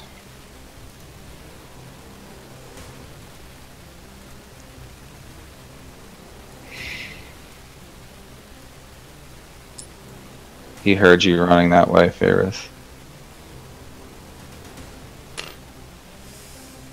Okay, that's his turn. Xenia's next. she uses her bonus action, and she is going to stealth. No one sees her, so she's effectively stealth. And then she is going to continue her movement to here. And that ends her turn. Okay. Florence, you're next. Okay. Oh man, Malak, you look really bad. 7, 9, 10, 9, 10, 9, 8, 7, 6, 5. I'm going to move over to here. And I'm going to do a level 3 Cure Wounds. Okay, so you felt your way through there and touched him. Yeah. All right.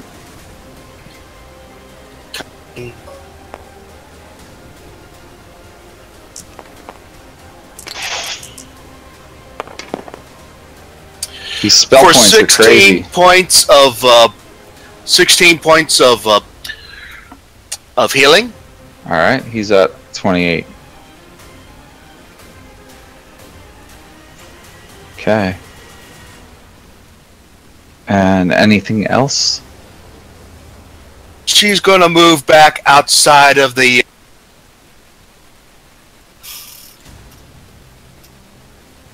Outside of the darkness. Yeah. Okay, so it was like about here. Actually, it's a little bit wider than that.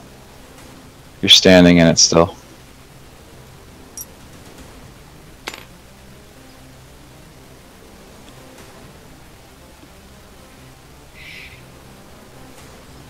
Okay, you're out of it. And as a minor action, she'll just whistle for Rex, Okay, who will follow him. okay.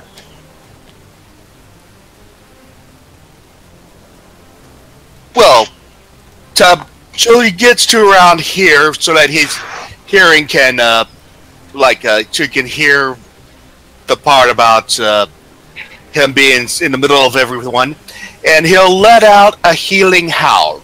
Oh, okay. How much did that heal for again? It's like 1d8 plus his modifier? Yes, 1d8 plus his mod. So how far 1d8 does it plus go? 4. 15 feet conal. So I'll hit both of them guys.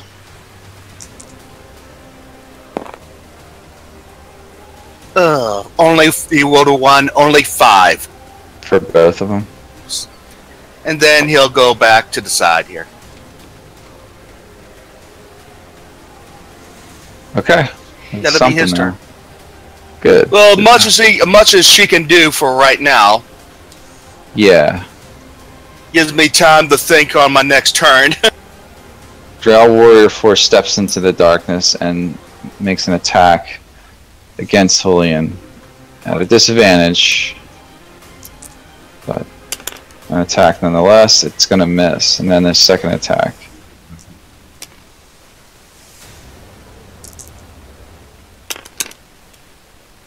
Also misses. Okay. I'll use that contact my shield gets to like try and guess where he's standing and just start. Yeah, you can do that. Yeah, make an attack with disadvantage. Yeah, of course.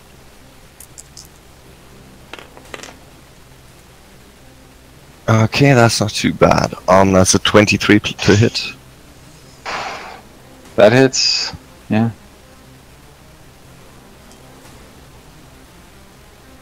It's not the one I have Hunter's Mark though. That was number 1. No. Right? No, yeah, it's number 1. Yeah. Now this is your held action, so you can't swap it right now. Yeah.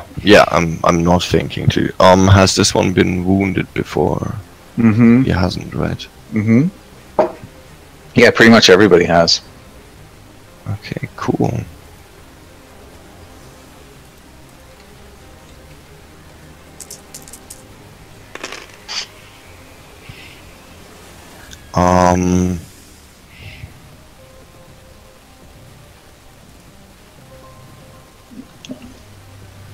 That's 25 points of damage for first attack.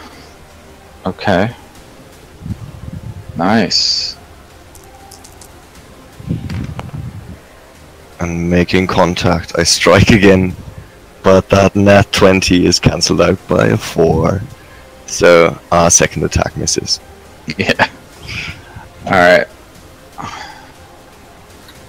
Okay, cool. That's it. Alright, Drow Warrior 5 is next. He moves up next to Drow Warrior 4 and engages Malik in the darkness. I really think they should be able to attack with superior dark vision, but that's just me. It's a miss on the first swing, and so is the second one. Now it's Malik's turn. Alright. Well, feeling the blows coming at him on his shield, Malik just aims forward and lets out a burst of fire breath. And that is a, let's see, the cone. Conal? Yeah, it's a cone. So he is going to aim kind of like this. So is he fully hidden around the corner? I would say so. Yeah. Alright, so I'm just gonna That's try. why he moved over there. It's gonna be like that, so it'd be something like this. I'll let you get those too. You Yeah. can hit those too. I forgot to ask, is it day or night, and are we outside? It's nighttime. This is all outside right here. Other areas you've been in are like inside the building. So you're in the courtyard. The courtyard was down the middle, and you're in like another courtyard area, like a garden or something. Yeah. So 8 plus mod 8 plus mod plus con, so that is a 14 dex DC Okay. for half damage. I'll just roll one set of dice for damage for the both of them. That's fine. Alright, the first one in front of you failed, and then the next one is going to fail probably. They both failed. Let's see, I'm level 6. I get one more die. So that's going to be 5, 11, 14 fire damage. Okay, Drow Warrior 5, 14, and then you burn Drow Warrior 4 to death. Yeah, he's crisped. And that is my action. And that is his turn. Okay. Arcanius. Yes. Let's see. This is 15 feet around, right? Yep. Mhm. From the point of where I'm at. So But you can't see through it. yeah, that's true. I can't see through it. So you know what? My rod, when I cast Protective Aura, it gives off magical light, doesn't it? So my I magical believe it light does a lot of light stuff. It does Yeah, light. and Yeah. so You got to that plant it light- in the ground, I think. And Yeah, I that got takes to an plant it in action. the ground. Yeah, it takes Yeah, a that's full an action. Yeah. So, but that light would be considered magical light. Mm-hmm. Yeah. Okay. Can I plant it in the ground over here, or Wherever you want, as long as you can move to that point, I think. okay? Well, I plant it as an action. I plant my rod in the ground and cast Protective Aura, and I rid ourselves of this darkness, and I increase the AC and saving throw of everybody by 1. What's the radius? Yeah, what is the 60 feet. radius? So, 60 feet. 60 feet for an additional 60 feet of dim light. So that's a lot. Pretty much That's pretty big. 120 feet. so you're effectively canceling out darkness. Yes, so it's on my character sheet, the whole description. of the rod is on statistics block. I typed it. I put it all in there. I got it off the that new D&D website because it has the description of magical item. Okay. I'm just gonna say, like, you blast it everywhere. It's like... Yes.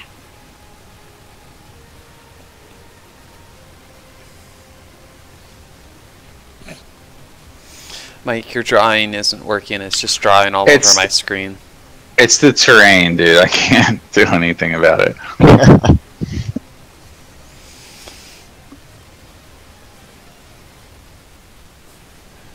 Shall we just maybe use a marker to indicate radius? Oh, so my word, dark vision? my screen's a mess thanks to you. Hmm. It's all over the screen. The subject gains the ability to see in total darkness. That's not what... Notice the last few lines.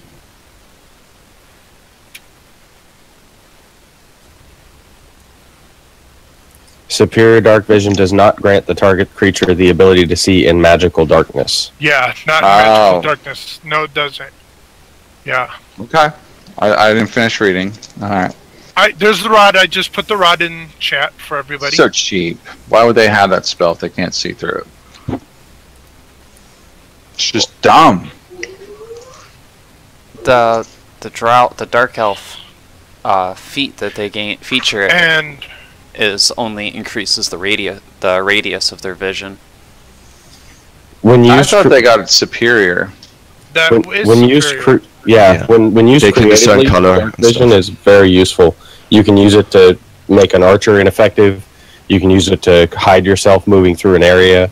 But in a combat situation like this, unless you have blind fighting, it's just as detrimental to you as it is your enemies. Okay. I guess at a higher level, you're a drow, then it would be, like if you were a drow fighter, for example, then it would be really badass because you can kind of basically use the whole thing to your advantage. Well, it could also be used to cover your escape. Like if they're getting their ass whooped and they drop a darkness, I would think they should be able to run away without an attack of opportunity. Otherwise known as popping, smoke, and ninja vanishing. Right. Yep. So it has its uses. That's a good point. It's not as offensive as I was trying to make it used as. Okay, cool. We can move on. That's good. All right. So the rod, right? So you just cast the rod. Did you cast Protective Aura? Yep. Everybody gains +1 to AC and saves. Yep. It can sense the location of any invisible hostile creature that is also in the bright light. Does it travel around corners? Yeah, light does travel around corners. Oh, so who... Did someone just erase my lines? Had to! It was blocking all my screen! David, I'm erasing you.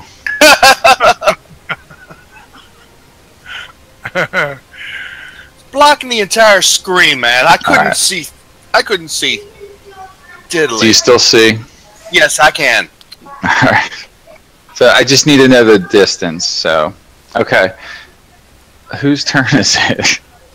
Arcanius, just... That was your action, right? That was my action. And as a bonus action, I'm going to cast Hex on Drow Warrior 5. And I will Hex his dexterity. Alright. And that's the end of my turn. Did that music stop already?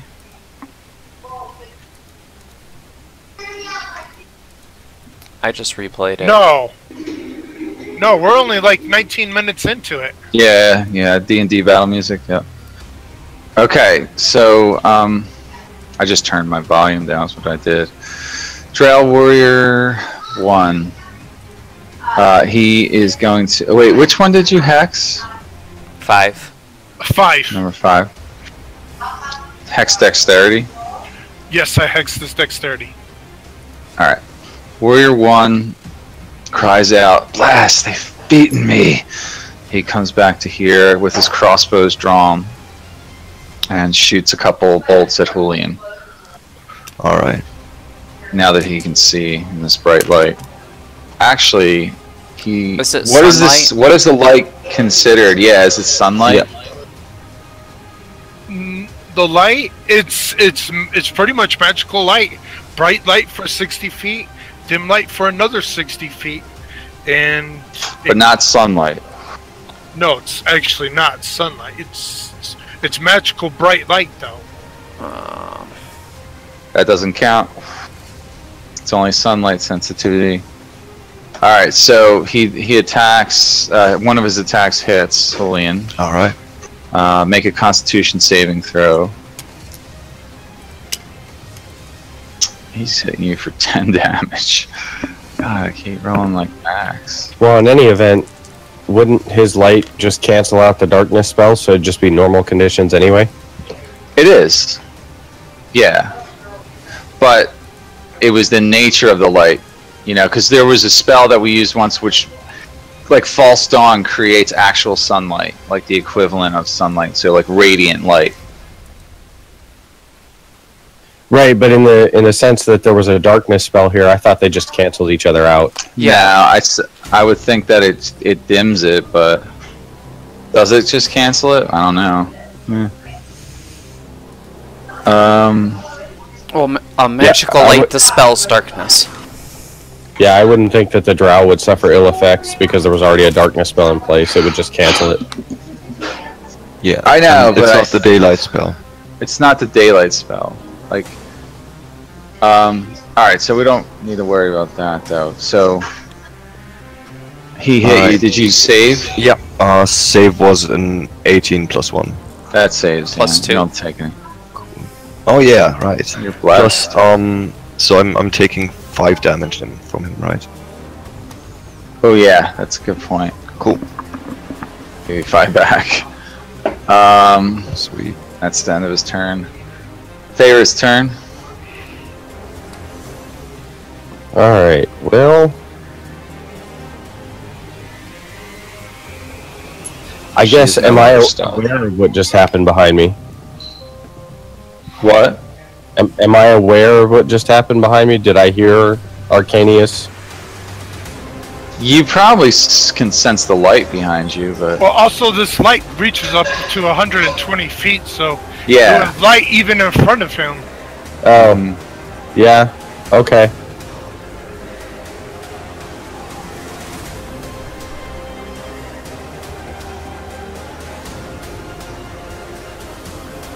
Okay.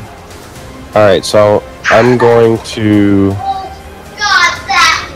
head back 30 feet and cast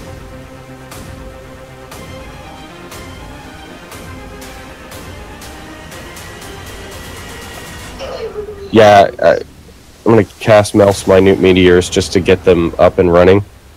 Okay.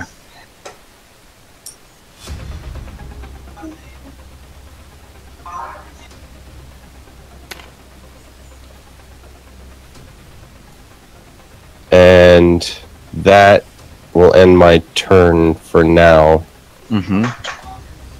Because I can't hold my action after casting the spell to drop those later, right? No, because it's only your bonus action after that you can cast, unless you're casting them on that turn and throwing them with the same action. Oh, okay, you can cast them and just have them orbit you. Yeah, because they'll just be orbiting. All I have to do is just point, and then 2 of them go flying. Yeah, that's the bonus action part. 1 or 2 of them. No, that's the bonus action part. Okay, and so I can't hold my bonus action until later, is what you're saying. Okay, that ends my turn. Yeah, so Julian's next. Alright. Yeah, I can see again, right? Yeah, you can see. Sweet. So I'll just follow the movement of my blade and come whirling through that door into the back of Drow Warrior number 5. try to pierce his neck.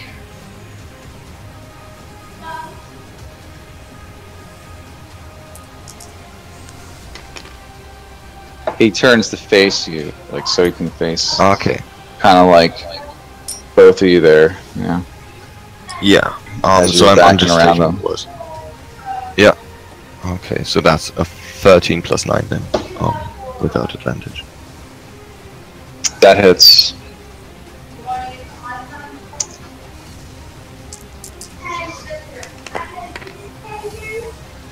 Okay.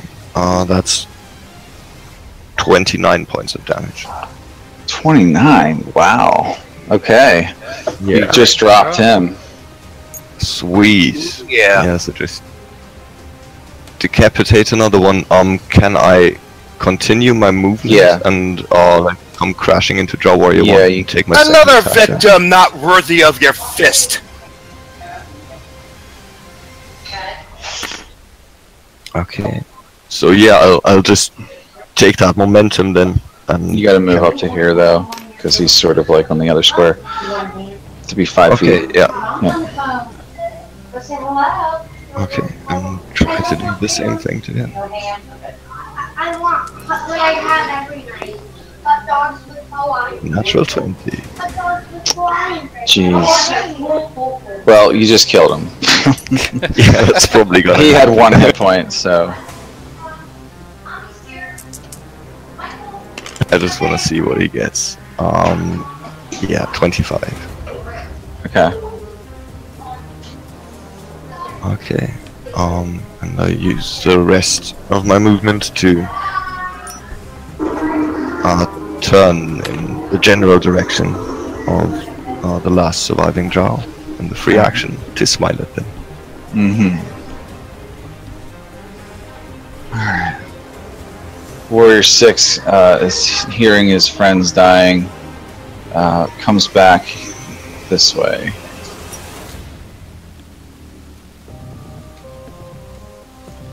We will make our stand here, my mistress. She says, you better protect me, fool. So he sees you coming. He holds his action.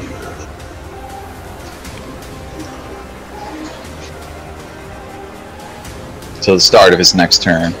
Alright, Xania attempts to run to here. Make a perception check, Julian. Alright.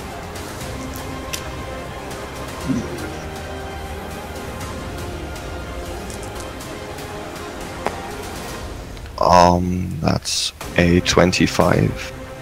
Okay. It's beyond 20 anyway. Yeah, but you don't see where Xania went. You can't see her anymore. Alright. She's hidden now. By the way, my Iron Stone of awareness, does that protect me from hidden sneak attacks? What does that stone do? Yeah, remind me what the effects were. Let me see, where did I put this? Was it a made-up item? Yeah, I think it was so. from the book. It's No, Dark it was Blue straight. Iron Stone of awareness. I think I cannot be surprised. Yeah, you can never be surprised, basically. Yeah. It's from the Dungeon Master's Guide. Yeah. So does that mean I cannot be surprised by stealth attacks, or is it just? I think it means surprise attacks. Sneak attacks are a little different, but yeah, because the verbiage is different. So Yeah, it's up to you, definitely.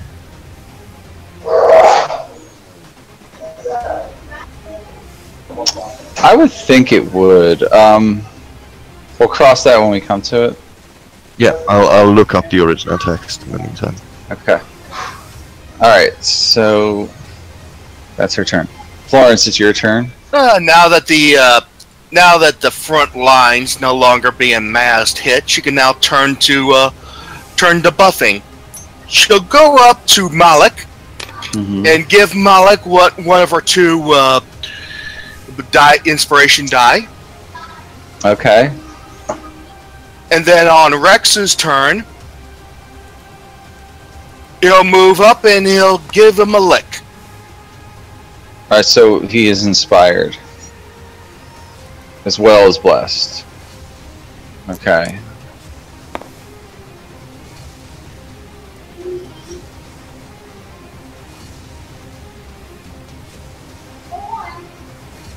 Heals for, Rex heals for 7. Heals Malik for 7, right? Malik's for 7, yes. Okay. And that will be his turn. Got it.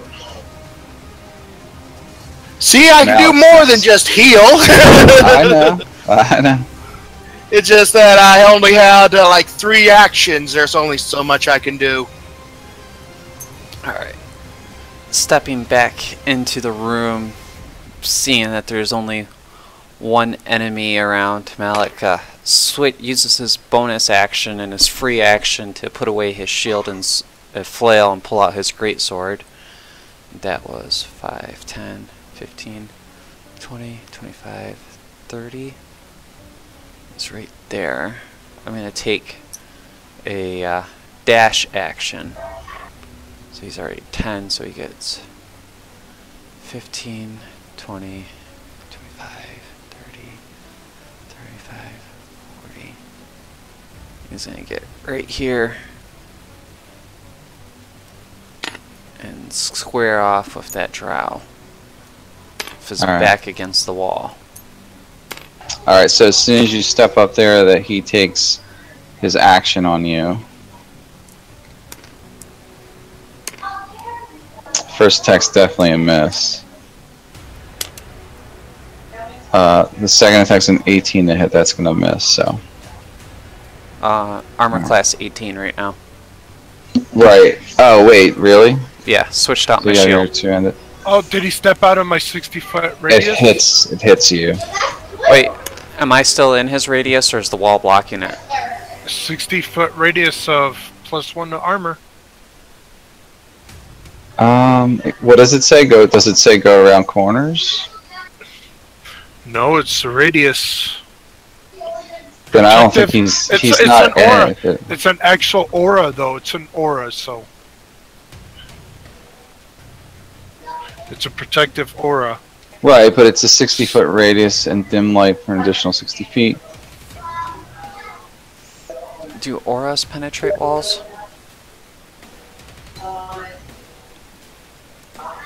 I don't know. You're the paladin. You should know. Well, my aura only goes 5 feet or 10 feet, so Okay. most walls block that out because they take up the space.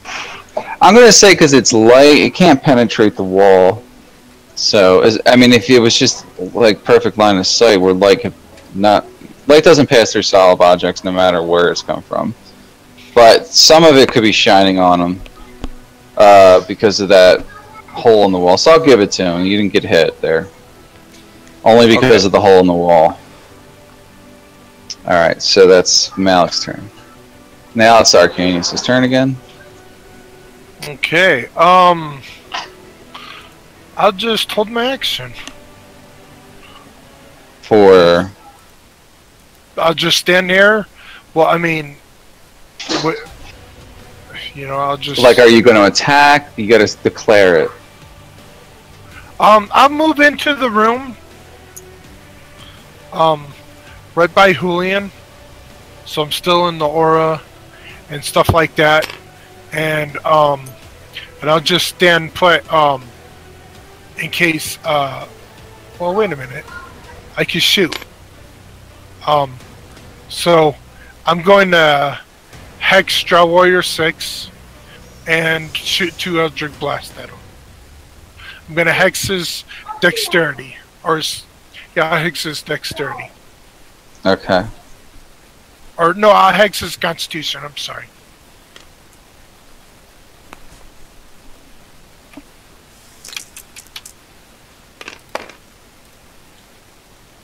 Alright, first attack is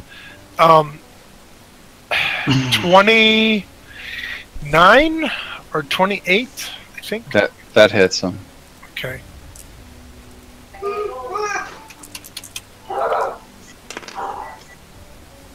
For 12 points.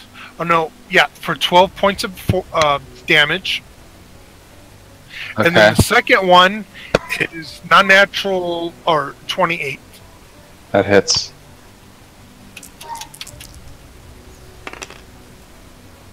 For 15 points of damage. Okay. And that's Good the end of my hits. turn. Yes. That's the end of my turn. Got it. Alright, now it's Faerith again. Okay, I cast Misty Step. Alright. Does that go through solid objects? There's a window. It doesn't have to. There's a window. Ah, there's a window. Okay, yeah. Then I use my bonus action to drop 2 of those meteors in the square behind him. Mm-hmm. So he's going to have to make 2 deck saves, and for each one he fails, well, it's 2d6 fire damage or half on a successful save. We're at right here? Yep. Alright. And it's just a 5-foot radius, so it'll hit him, but it won't hit Malik. Yeah, so 5 and 5. There's a reason I'm doing this. Alright. And he has to make deck saves. This first one's a natural 20. It's 20 though, so that's high enough, right? Yeah, that's high enough, so he would Second take... one's a failure. Okay, so for the first one, I rolled shitty anyway. I rolled 5. Do you round up or down? You round up. Okay, so he would take 3 points of damage from the first one. Okay. And the second one he failed though.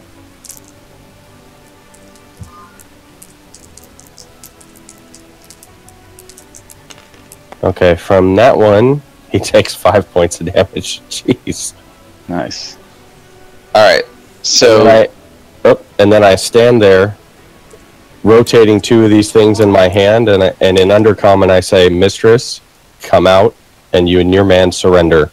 What is your what is your DC?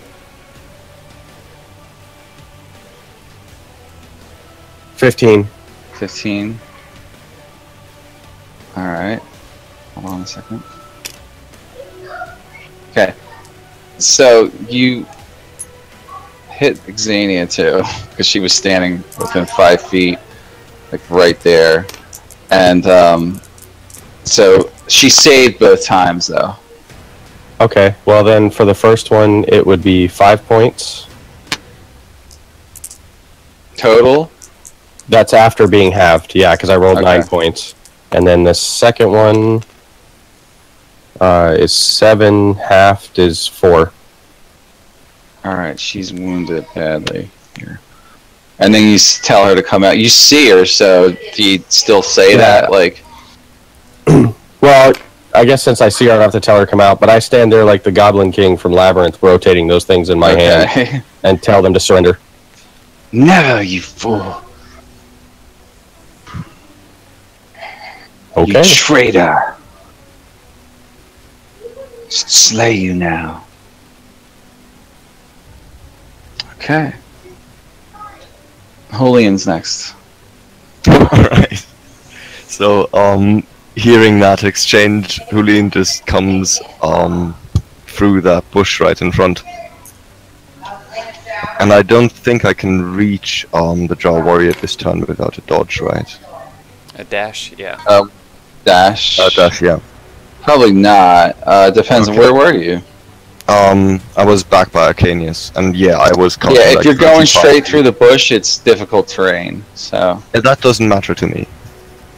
Oh, okay. But still, it's 1, 2, 3, 4, 5, 6, 7, right? Mm-hmm. Yeah, you can't make that without a dash. Yeah. So,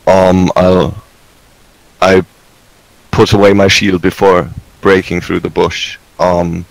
And yeah, pretty much just dropping my gear in a fit of rage and pulling out my bow. And would shoot at Drow Warrior 6. Drow Warrior 6, go ahead. Yeah. Sure you don't want to reconsider? And then I let fly 2 arrows. He does not respond.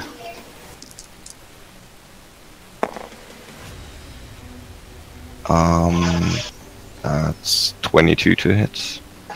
That'll hit him. Okay. Oh, by the way, using... Oh no, I can't use my bonus action.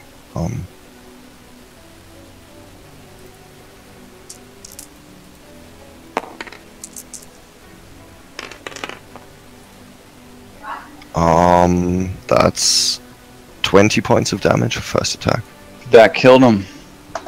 Cool. Yeah, he's dead. And I think I don't have line of sight on Xenia, right? No, you don't. Okay. Yeah, so pulling out a second arrow. Won't do much I'm good. just, waiting there for an answer. Yeah. Xenia is going to... She's trying to make a run for it. So she runs this way. And gets behind here. And make a perception check, Julian. Alright. And you too, Fairith, and Malik can make one as well. Okay, it's probably not going to matter. Go ahead and do that. Is there any chance I can get an attack of opportunity since all I have to do is point and a meteor flies? No, not with spells. Okay. I can hear.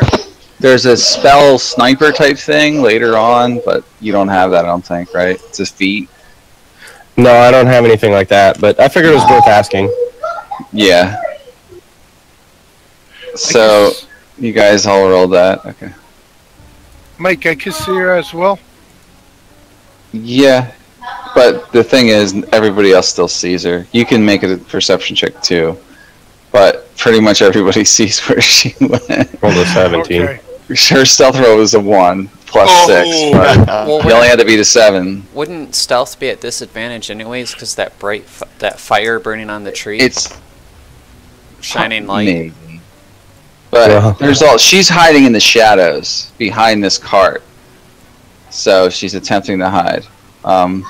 So she continues her movement. This is like her ducking under the cart for cover on that side.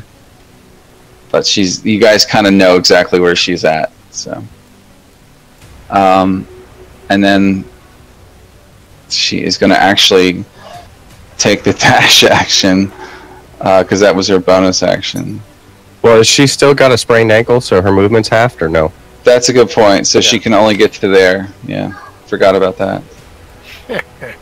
She can't get away from me. She can't outrun my blast. So is it my turn? No. It's Florence's turn. Yes, Florence will move.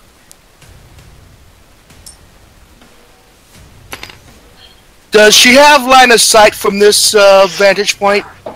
No. Well, no way. All right. Well, because this cart takes a lot of space. So picture that whole. Yeah.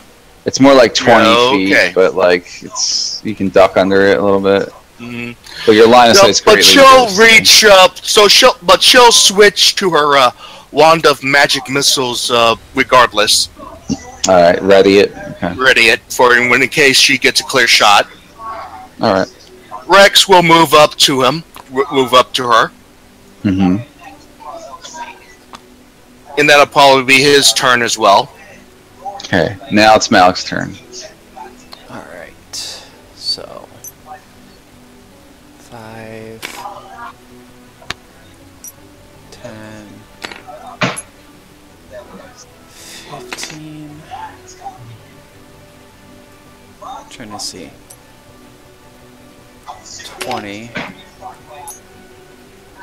Whoa.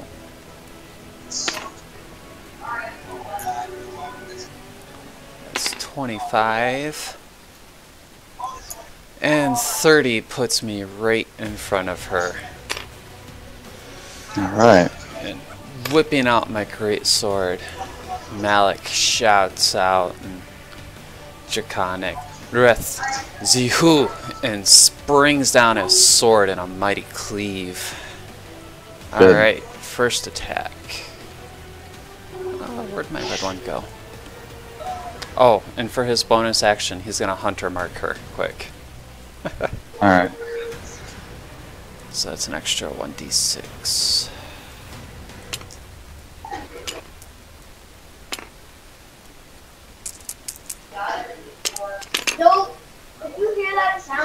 Okay, first attack is 7, 8, 15. It's 15 hit.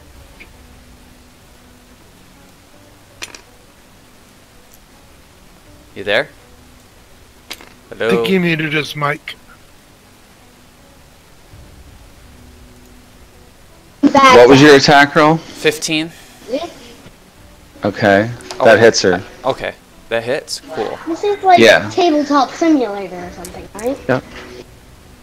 And I. Like this is where I keep the stats right here. 8, 9 damage plus 5, 14 damage in the first swing. That's all you needed. You cleave right through her. She drops to the ground here. She's dead. Ha! Favorite sighs, snaps his fingers, and dismisses the meteors. But guys, I think we're in some serious trouble here.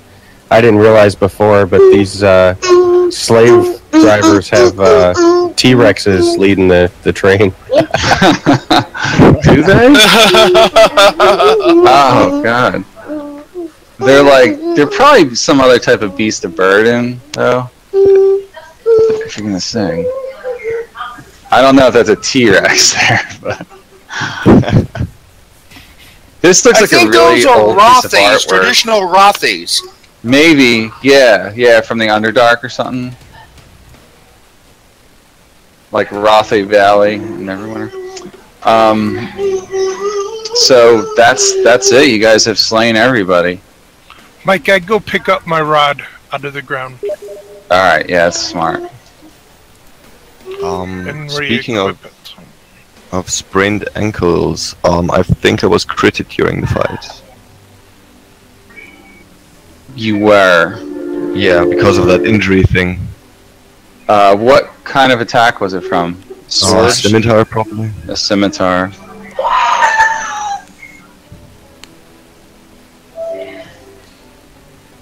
And Malik is still poisoned. Yeah, we need a rest. Yeah, I'm almost out of spells. Same here. Put new music in there.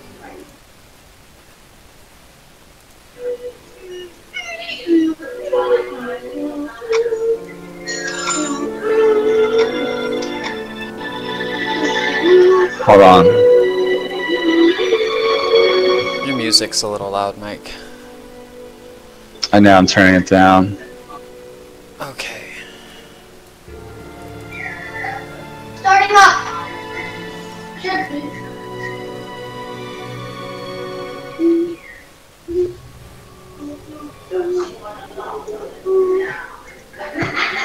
I keep forgetting to bookmark the custom rules thing. Even though I made it myself.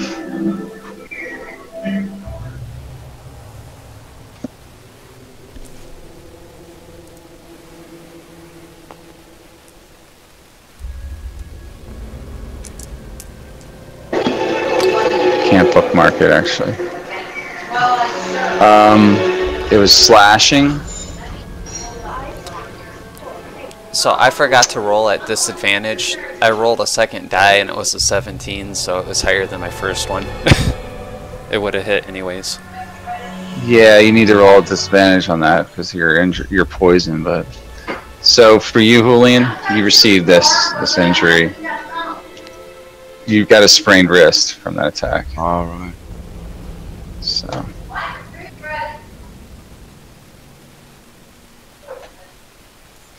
Alright. Yeah. So I'm probably calling over Florence, and in the meantime we're outside now, right? Yeah, you've been outside for a while in this courtyard area. Cool. There's all these people calling out for help from these cages and these wagon things. Yeah, so we'll probably hold off on the healing then. But you just gonna leave him there?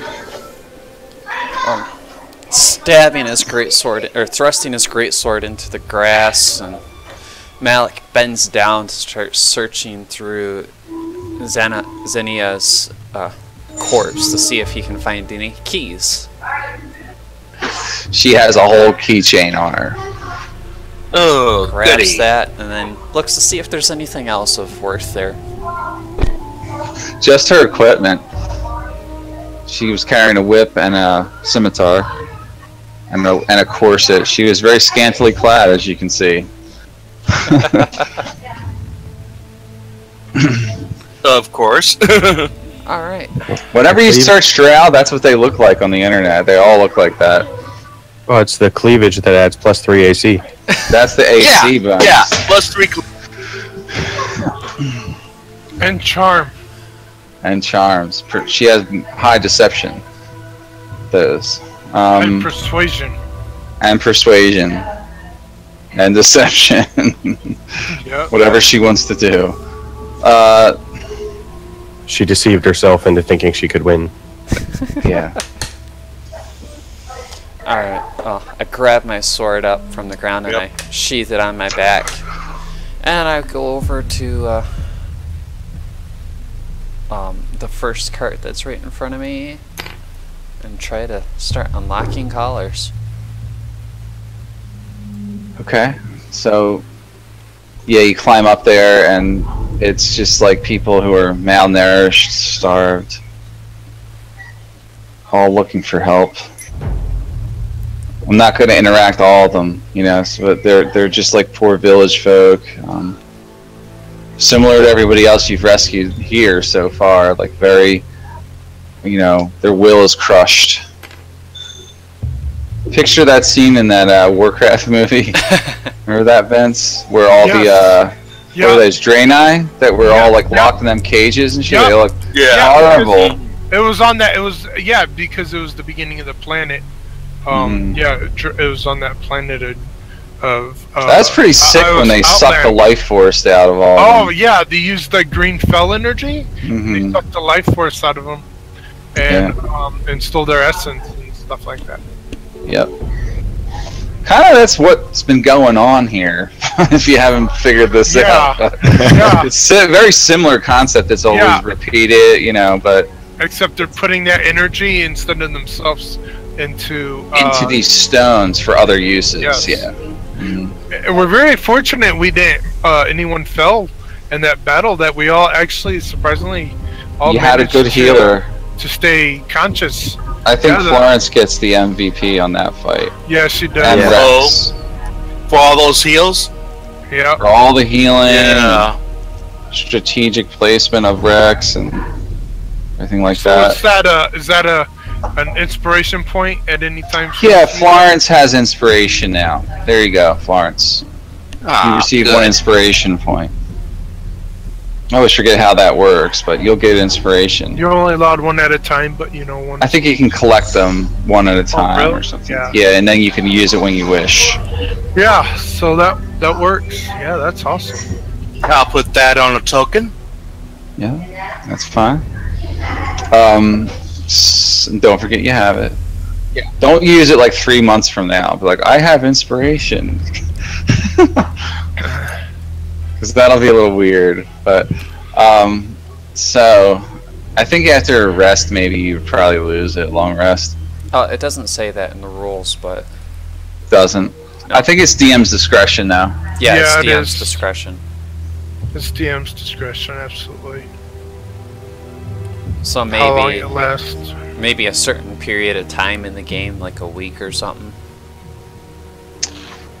No, I think it's more... I'll allow you to hang on to it till the end of the dungeon. How about that? Till you're done in this place. That's nice. Yeah. So, you rescued everybody here. Malik, what happens with you in this interaction with the people? Oh, man. Perhaps you'll receive inspiration as well. approaching the people, I see them. They're all disheveled, starving, and just the general sense of a crushed spirit. I try to, as I approach, I tell them to be at ease. I'm here to save you, or here to help. And I begin to start unlocking collars. And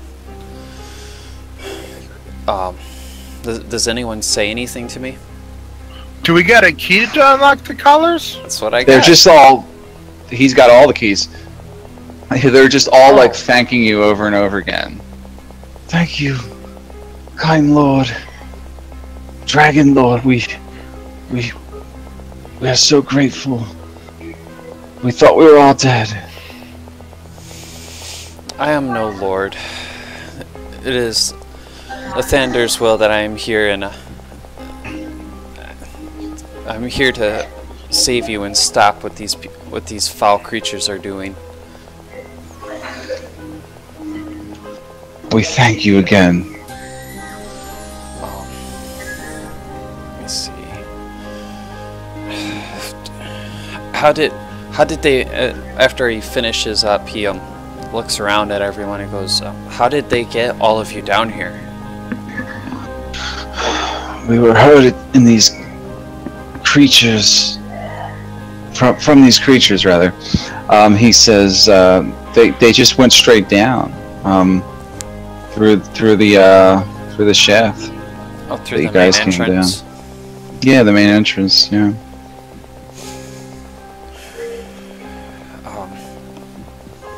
Where are you from? Just. So they kind of go and explain that they're all from various villages. They're different people that were collected up around the Sword Coast region here of Neverwinter. Some of the villages you heard of, and some are like more remote. But I'm looking around at all these people, and I say to them, did we get the names of the woman and the children that we saved? No, they didn't really give names. Okay. They probably would all brought in here together.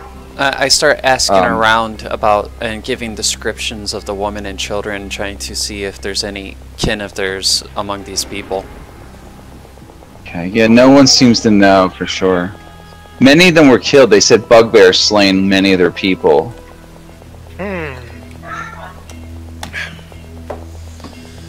Various people report that bugbears raided the villages first. And then sometimes the drow did, but I tell them that we have mostly cleared the way out. There's the woman and children. There's a woman and two children in a room in the library, waiting.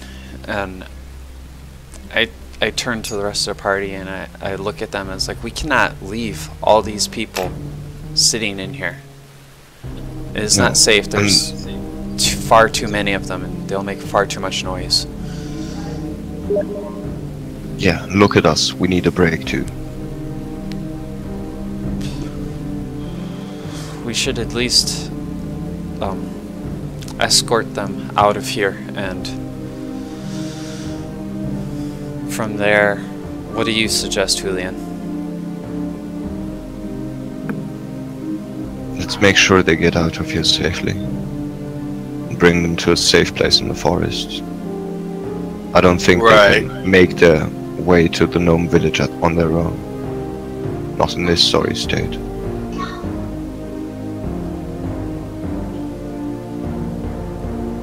But then, Holing, you remember the charge that the druid gave you was to slay the evil that's here. You sense it still through your primal instincts. Yeah, we'll have to take care of that first, but we need a rest too. Maybe we can like bring these people out of here and then rest near the temple or something. Or was it some kind of magic portal that brought us here? No, you went. Remember the stairs opened up? path. It's more like a path, but thinking for a moment, Okay, cool. Malik looks at you and says, or looks at Julian and says, there is that that hidden storeroom that we cleared out earlier. That may be a safe place for them to hide for now. there's a good 50 people here, by the way.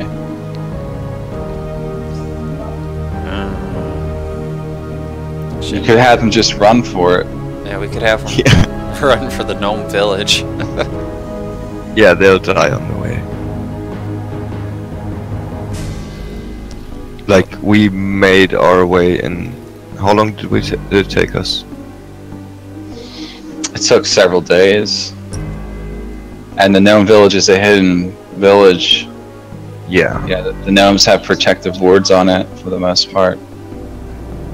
They wouldn't be able to find it. Maybe some of them would be able to, if you told them which way west was, they could get back to the road or something. But you know, the key thing is they're going to need supplies. I think is like what you're trying to figure out here. Yeah. What storeroom were you thinking? Well, there was that that room with all the crystals in it, that building. Oh, that. Was there supplies in there, food and stuff? I thought There was lots of food in there. Yeah, but if I recall, there was something levitated on top of it so no one could ever get back inside. Oh, giant piece of stone placed on it, and then the brush and everything. There may be supplies in here for them, you just have to find them first. Yeah. For now, let's leave them with Finch. Take care of our wounds and carry on. There's still work to be done here. Looking around this area, they should be safe enough here. Let's gather those children and Finch back here and Yeah, definitely. There's no doors here. I say we take the library. there's 50 people in that little library. Yeah, It'd be pretty crammed in there. Yeah, that'd be pretty cramped. The best bet is to maybe put out the fire, and you can maybe make a campfire out here, you know, and warm up, and maybe drink from the fountain, get some water, and this area right here might be able to hold all 50 of them comfortably. And they could chop down some wood from these trees and keep themselves warm and relax and rest themselves. We would need to post guards, though. I don't like how open this whole thing. My floors. Oh, what? Everything Hold just on. disappeared. I'm reloading something. Okay. It's okay.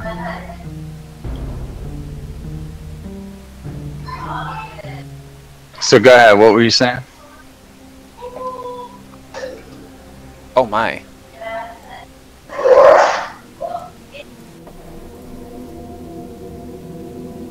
There you go. So what were you guys suggesting? I was suggesting that we put this fire out and chop down some of these trees and for firewood, and there's a fountain over there, and they could drink water and at least. So these fountains haven't been in use for a long time. Oh, okay. Yeah, there's vines growing out of them. This place is like an ancient elven refuge.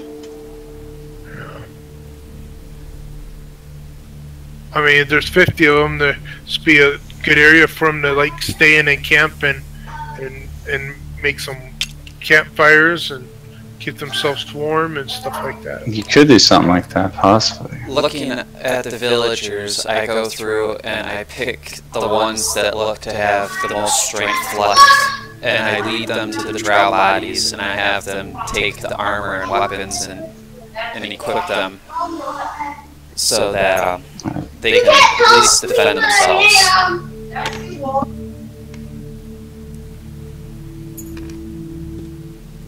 Are you leading everybody over there?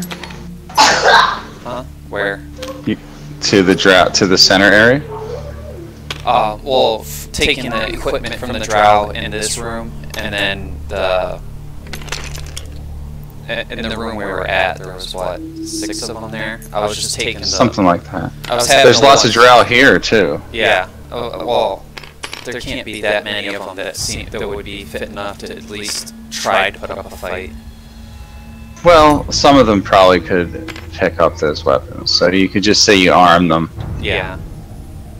You don't need to. We don't need to get to specific numbers here. Yeah. So we arm them, and I take the ones that are armed, and I have them kind of set up sentries at both sides of the room for now. Okay. So you're just gonna leave them in here for now. For the moment, until we think of something better. Okay. Where is everybody standing, by the way? I left a while ago, but I'm just standing on watch. I figured I'd just scare them anyway. Possibly, yeah. They saw the battle, though, so they kind of know you're with them. Well, I still want to make sure we don't get snuck up on either. Right. Yeah, I'm probably like giving good berries to those who need them most. So 10 people will gain 1 hit point and won't have to eat for a day. Okay. And then I'm probably coming over to Florence and like showing her my hand wound. She'll do anything about this? She'll since we're in a rest, she'll do the Song of Rest. Taking a short rest, yeah. Well, I look about at the rest of the party, and it's like all heals gain an additional 2 hit points, including using the hit dice. But that Florence is badging things up and says that I'm almost out of healing magic myself. We should take more than a short rest. And I look about at the party, and my paladin's holy presence seems somewhat diminished, and I say to them, I agree with Julian, I need to take a bit of a rest and spend some time in prayer.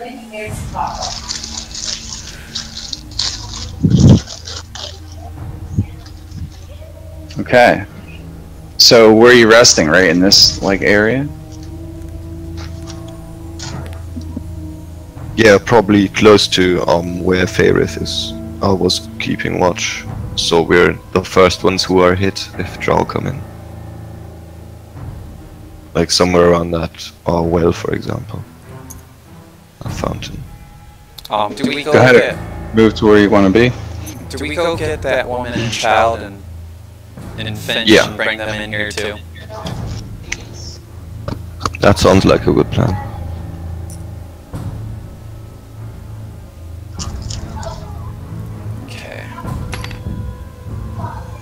So before the long rest, Malik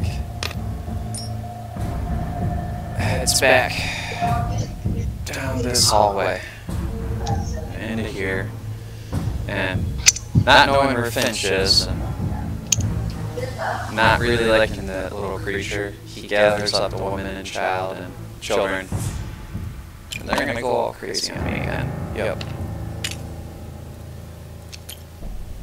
And brings them back. Someone's got to convince Finch what to do here. He's leaving an oily mess everywhere. Oh, he comes over to our campsite.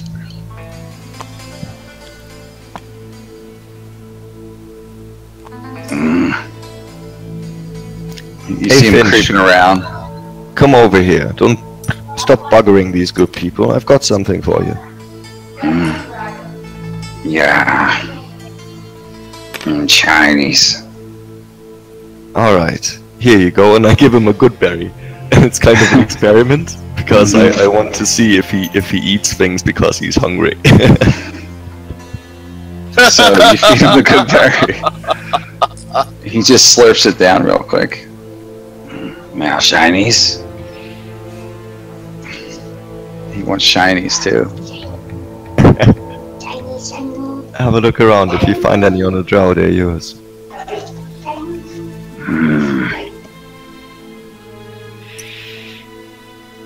Not the big shinies in the big room, though. You know those are dangerous. Mm-hmm. You see him disappear. That's how he moves around most of the time. He starts like digging. You see him climbing in the trees and stuff.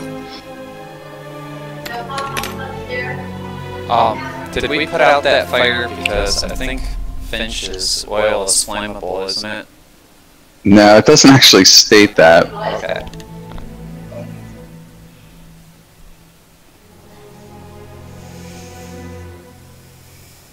So we're gathering up over here by this well in the store for a long rest.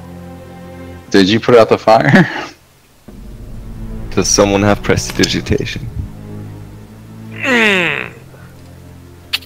Let's see here. Nope. I did suggest putting out the fire though, but I do not have prestidigitation. Does that allow you to summon water? No, I think it just smothers flames. I think There's all sorts of stuff. Frost might put it out though. There's a number. We can just say you guys put it out. Like you have a number of ways, I think, on your between the I call over mates. Faerith. I've probably seen it do such things. Psst, hey Faerith! Yes? Still got a fire going over here. You do your little wiggle your fingers trick. Okay. You want to keep an eye on this hallway while I take care of that? Done.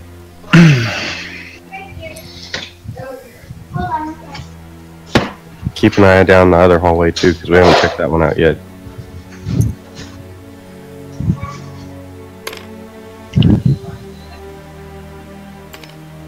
And using that book, I'll cast prestidigitation to put the fire out.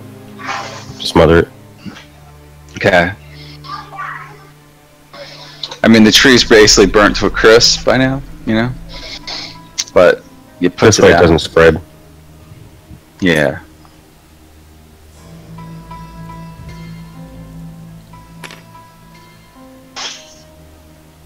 Are you guys ready to do the rest? And I can cast that protection spell.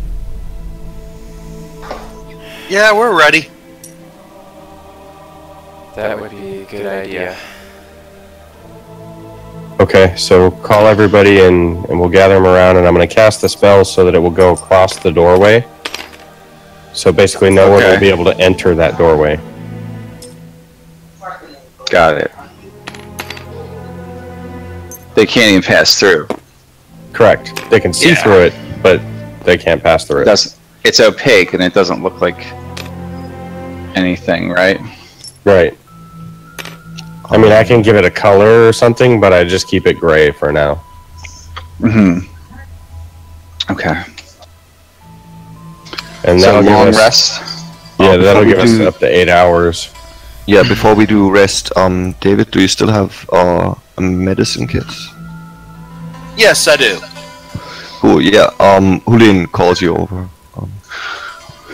Okay, now I think we got the time. Okay, do the do using the healing kit, doing the medicine check. Make a medicine check. Can I help with that? No. Only he can. Or someone else, but maybe. I'm using the inspiration die. Using inspiration.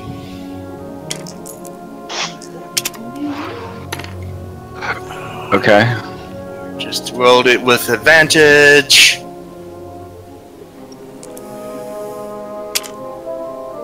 Ah, finally. 22. Yeah, that's enough to bind his wounds and heal him. What? Holy cow. Alright, so everybody's healing up. And at the end of the rest, I want to take one of those scrolls, the Agonizer's Scorcher, and learn that. Okay. Yeah.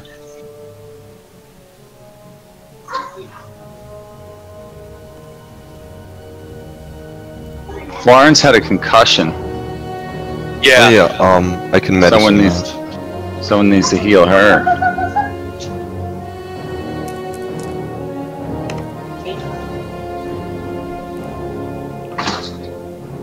Oh, that's a 15.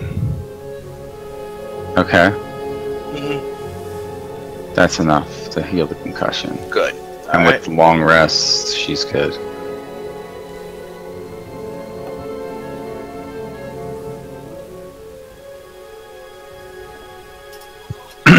Alright.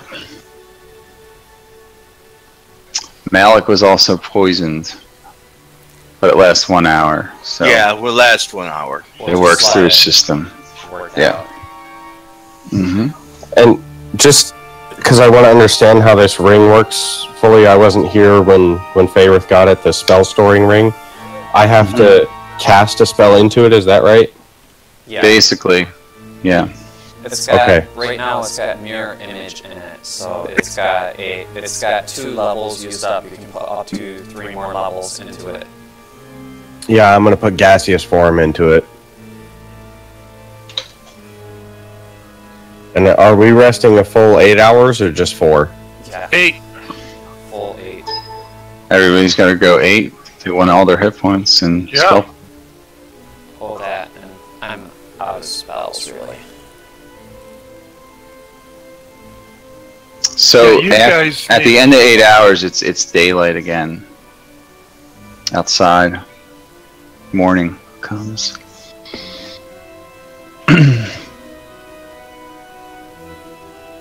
Trying to find that ring.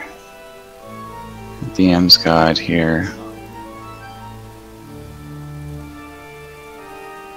I always forget which section these items are in. I hate the Dungeon Master's book. What's the ring called? Well, that's okay. You answered the question that I had, so... I wanted to post the information so you had it. You know. I could look at it in magical items on the Beyond. Is it in there? Let's see. What's the name of it? I think it's a ring of spell storing. Ring of spell storing. Yep, it's a rare item. Ring of spell storing. I got it right here. Let me bring it up.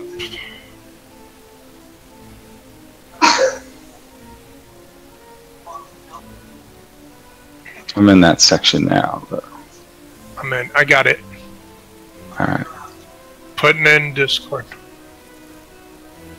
Yeah, I've got D&D just found Beyond, it so I'm too. looking at it now. There it is. Oh, wait a minute. It didn't do it that time. That was the rod. What the hell? That's okay. I've got D&D Beyond, so I'm looking at it. Alright, good. You got it. Let's move on. So, anything else happened during your rest? I mean, you guys are basically resting, so... nothing happens on your rest. None of these people call out for help.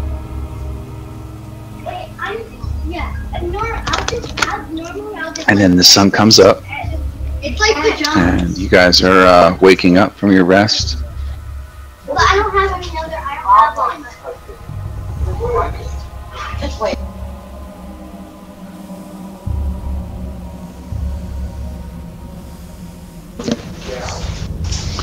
So what are you guys doing now? Me, what I'm doing is I shall cast Armor of Shadows upon myself, and which is pretty much a mage armor for 8 hours. And Faerith casts Mage Armor. Okay.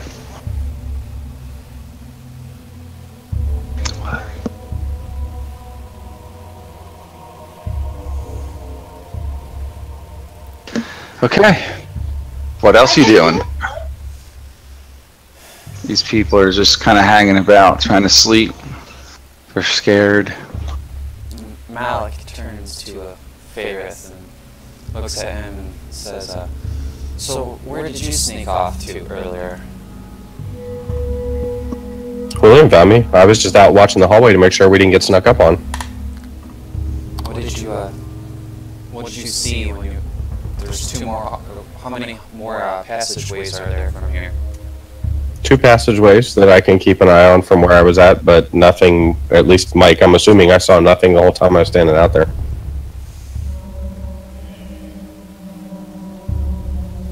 Alright.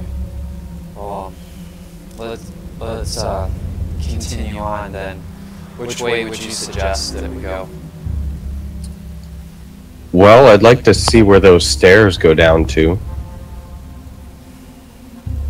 I don't like that idea of leaving this area. There could be more drow up here, and these people, they could not defend themselves against a large number of drow at all, or even a small number of drow. Well, if it goes down to another level, we don't necessarily have to follow it, but I'd like to at least see where it goes, and then I'd also like to, once we've done that, then it'd be nice to head back towards the entrance through this other hallway. Alright. Sounds like a plan to me. I look over at Julian and I said, where's that Fitch fellow? Can't see him. But he's about probably, looking for shinies. Let's move out. I agree, we should clear this level before we go deeper. But it's good to know what is ahead of us. I'm at your house and you're not there.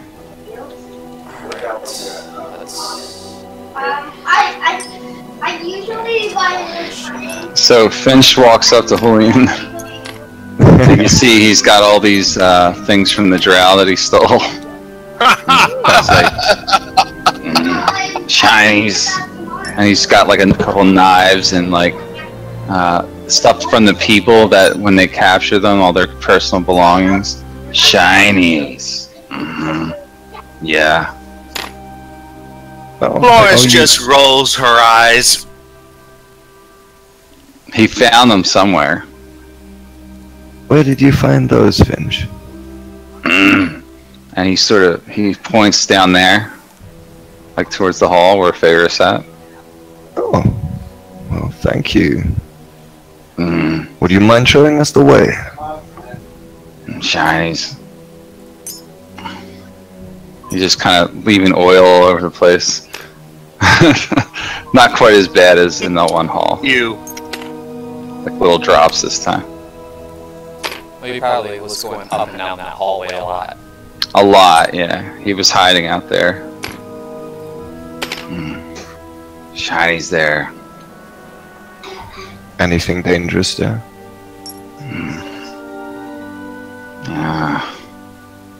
Girl. Yeah, girl down there.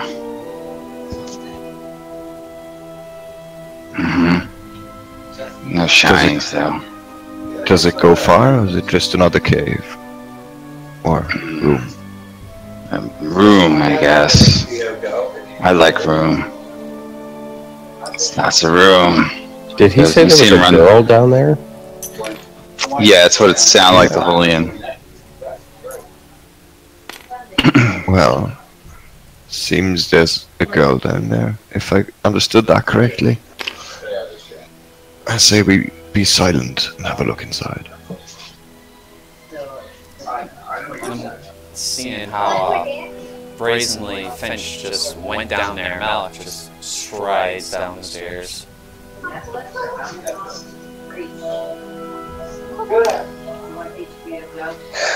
So, you see Finch running into the room, and all these crates that he smashed open.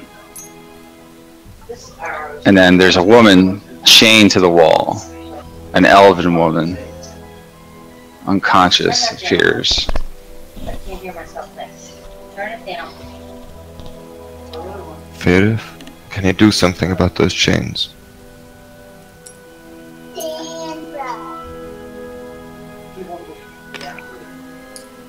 Is there a lock?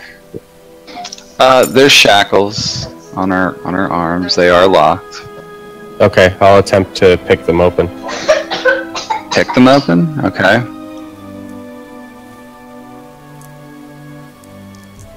Yes, I'm an elf with many talents. Non-natural... Wait, hold on.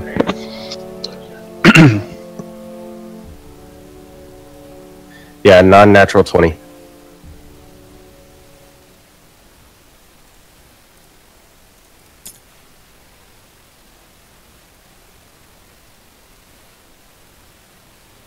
Did 20 get them open? Yeah, they come open. You're making me laugh. So as I go up to pick them open, I say, just to her, so milady, I mean you no harm. I just want to release you. Oh, I missed that part. I'm sorry. Never mind. Just unlock her then. Okay. Yeah, you're just unlocking her. She's unconscious. Yep.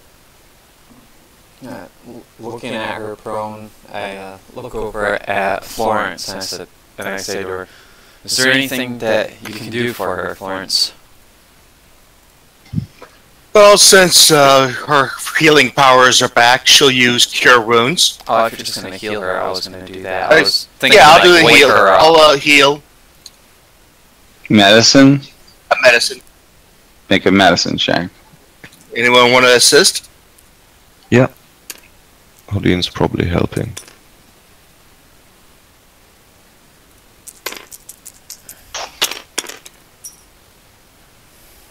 Six plus 19, that would be 25. Yeah, that's sufficient. Yeah.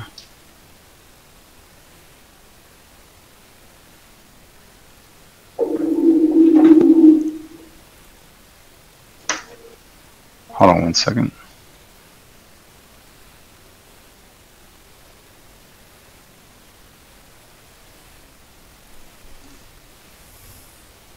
New music track.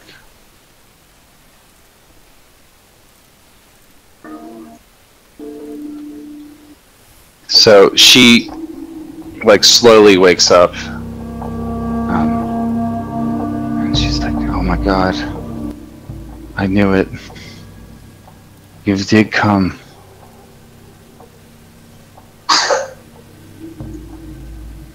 We've come here to help. She looks up at you and she says, "By Selûne, I knew it. I knew they would rescue me. She sent you to me, didn't she?" Did the spirit tell us her name? No.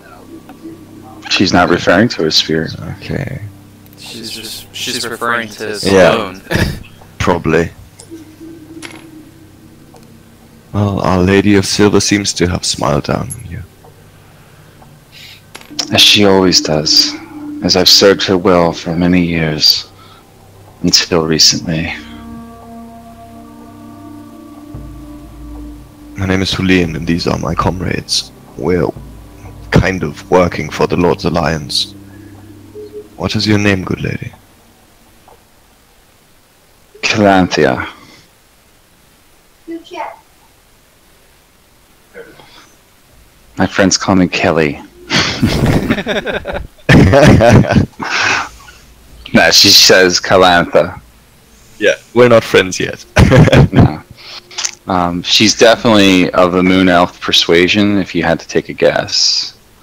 Fair skin, dark hair, the whole 9 yards. What happened to you?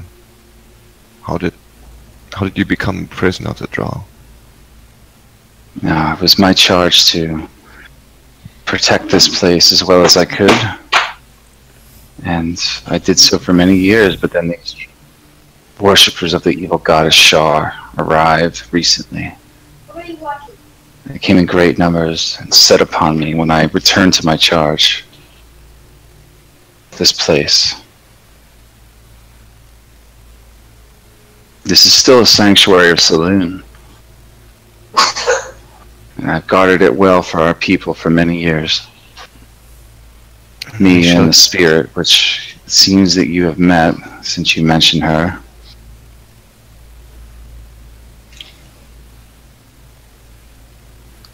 Well, we are doing our best to cleanse this holy place from the dark-hearted filth that now dwell in it. Maybe you can lend some aid to us in the coming fight. This is far from over. I would be glad to help if your goal is to actually destroy these foul creatures, these drow. Then I will do what I can. But I am weakened. I will need time to recover all my power. Mm-hmm. Actually, she has enough. She has enough power, but she doesn't have all her power. Okay. Also, there are a lot of people, other prisoners, who might be in need of your assistance. Their souls as well as their bodies. My assistance? What do you speak of? What people? Other slaves, humans mostly, brought here as cattle to the slaughter. We were able to free among 4 dozen of them. About 4 dozen of them. They are not far from here. Well, that is most horrible. There's not much I can do in the way of the healing arts, as I am not of such skill, but I will do my best to protect all of you. My magic has its limits, you see. And what brought you people here? You look like great adventurers or warriors. Well, a merchant hired us. But we ran into trouble quite early on in the journey. And, well, since no one else was there to take care of these things, we went off first after a gang of bugbears, which finally led us here. Came upon the Temple of Selûne, and yes, the spirit spoke to us. As she usually does to those of good intent. These drow did a number of horrible things to my sacred shrine, including dispelling her magic. It's most unfortunate, but there's not much I could do.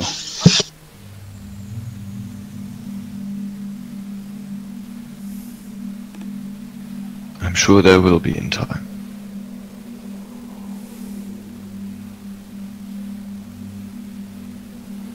For now, take a moment of rest in the knowledge that you are safe, and we will see what we can garner from the room to help us in our quest.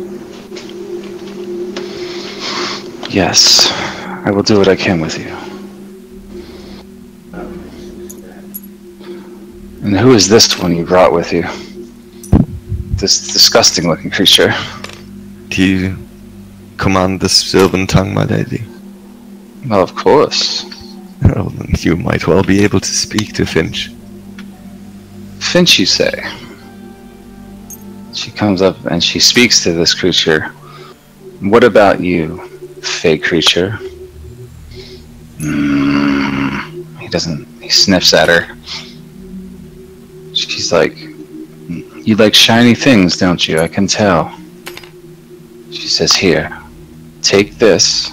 And she pulls out this ruby, a huge ruby that Arcanius kind of just starts drooling at when he sees it. If I give you this, use your magic and get these people to safety. Go now. And she kind of commands him. He does so. Those boggles. I've encountered a few in my time, but none quite like that one. And, you know, she kind of goes on about how she's been in the Feywild many times. So, and what's with this one? It looks like the same ones who showed up here and destroyed my sanctuary. You trust this one? Looking at Julian. I'm the one that freed you. I trust him with my life, and you would be wise to do the same. Why do you travel with him? I don't understand. It's the darkness in the hearts of people we should concern ourselves with, not that on their skin. And Faerith has always been a friend. Darkness in the hearts, yes. Darkness in the blood also lingers, trust me. Their people will always betray ours. You be wise to heed my words, Julian, for he might betray you one day.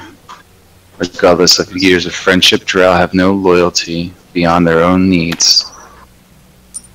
Regardless of that, we should press on. I believe there's many supplies here.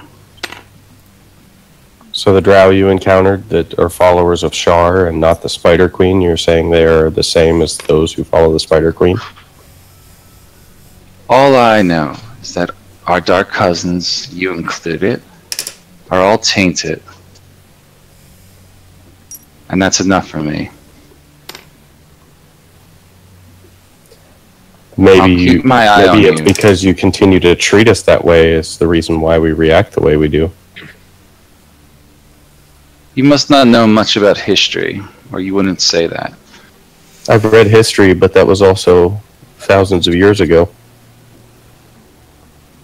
And do your people still not come and raid and destroy, just like they did here to my sanctuary? Faerith points to Julian and says, "She is my people." And she just kind of scoffs at that. Malik. Yeah, and I probably nod and take a stand beside Faerith. Yeah, Malik approaches Faerith and places a hand on his shoulder and turns to she's not hostile, she's just kind of like criticizing him. You know? No, but this is the first time Faerith's had this conversation with someone like this outside of his home, and so he's getting a little riled up, and then he looks to her and he says, "I did not ask to be born this way." And neither did I. But here we are. It does not matter how you were born. It is in the blood that gives you this taint. I'm sorry. But no matter how good you try to be, it will always follow you around like a shadow forever.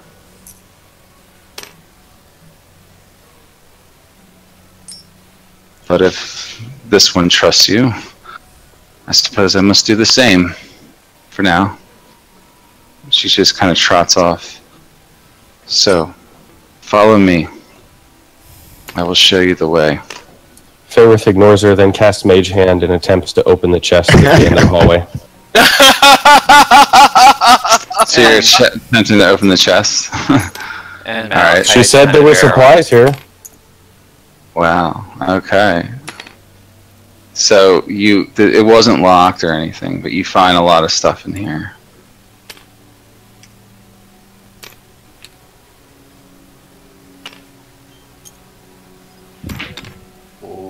Shield.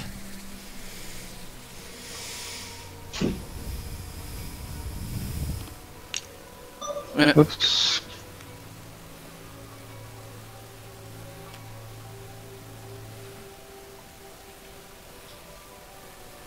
Something's still trying to load.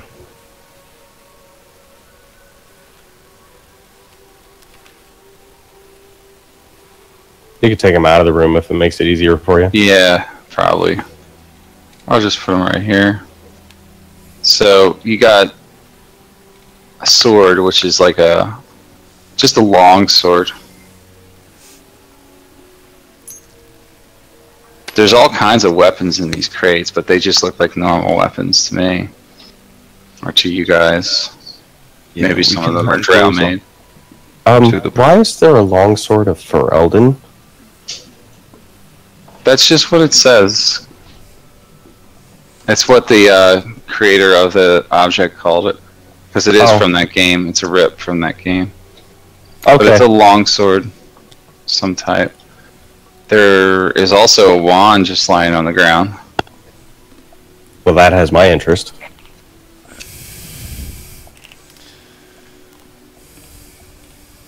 All kinds of junk in here. Well, Well, should we go through that real quick, and then anybody who wants whatever claims it, and the rest I'll put in party loot?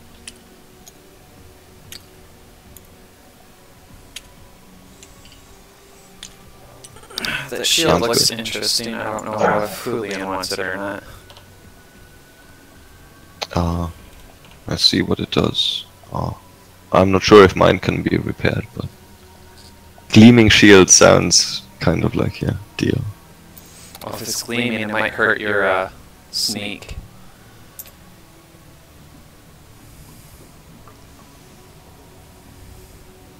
Yeah, it's probably something like that. We'll have to find out. I'm just going to put the gems in party loot if everybody's okay with that. Yep, that's good. Yeah. Oh, where'd all those potions come from off to the side? They're empty potion bottles, basically. Oh, okay. One of them is filled with Is an that armor the one potion. on? Okay. You already know it's armor. Basically, it's another potion of invulnerability. Those come in handy. Apparently. Well, Julian, you used yours, right? You want to take that one? Yeah, that came in quite handy. Although I think actually Malik can make more of it. Yeah. He's got enough hit points, and when he uses his shield, his armor class is good enough. Yeah, because it effectively doubles your hit points, so... Effectively, yeah. As long as you're being attacked by normal weapons and things like that. Actually, I think the text says all damage. Oh, does it? Is it all damage? Yeah.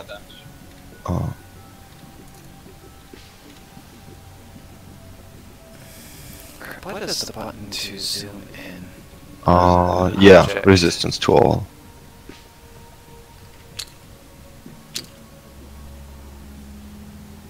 You But can I'll hit take the it. off button I won't to read it. complain. I think you're looking for the M button.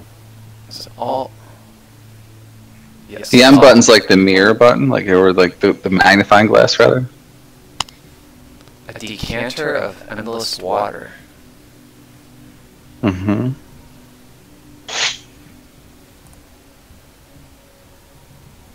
Basically, you can always pour water out of it. I could use that.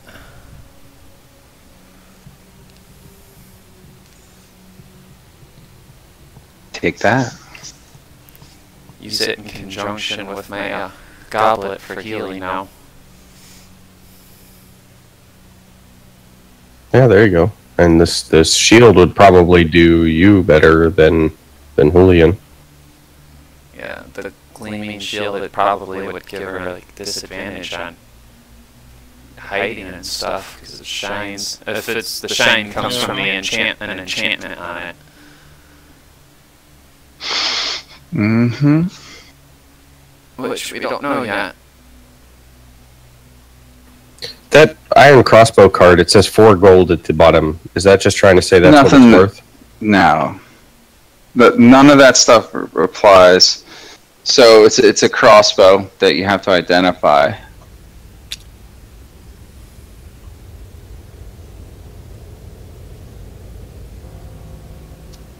Okay, I'll put that in the party loot unless somebody wants to use it. Same thing with the hammer.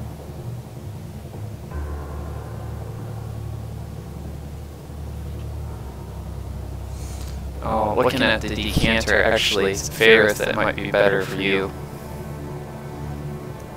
Because it doesn't just, it pours a gallon of steam, 5 gallons of water, 30 gallons of water, and a geyser that shoots out 30 feet. That's not something I would use. But it's gotta be identified. Well, Florence is using her. Florence will probably use her identify ritual on that. Okay. Does that use it's prepared, it doesn't use a spell slot though if you're doing it as a ritual, Right. On which one? The decanter. Well, it's basically what it says there. Oh, so okay. Yeah, you identify what it does. Stream produces 1 gallon of water. Fountain produces 5 gallons. Geyser produces 30 gallons of water that gushes forth. And the geyser, 30 feet long, 1 foot wide. As a bonus action, while holding the decanter, you can aim the geyser at a creature you can see within 30 feet of you. The target must succeed on a DC 13 strength save. You take 1d4 bludgeoning damage and fall prone. Instead of a creature, you can target an object that isn't being worn or carried and that weighs no more than 200 pounds. The object is either knocked over or pushed up to 15 feet away from you. Florence, do you want to carry that? Sure. I'll carry that. Okay, and while she's doing her ritual to identify the decanter, I'll do a ritual to identify the wand. Okay. My dog's freaking out for some reason. Now his dog's barking. Mine, because Clee's her. I know, they hear it through the thing, right? Yeah. Let's see, so you're identifying the wand, right? Yes. Let's take a look.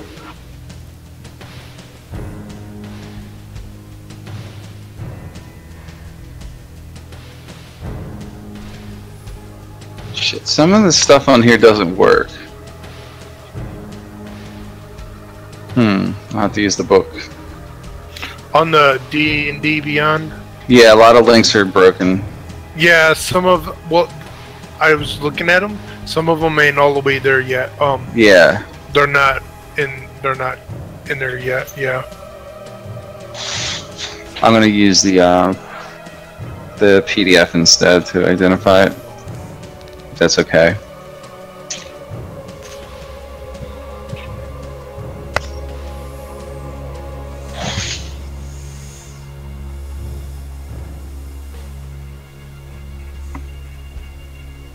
I'm on their staffs.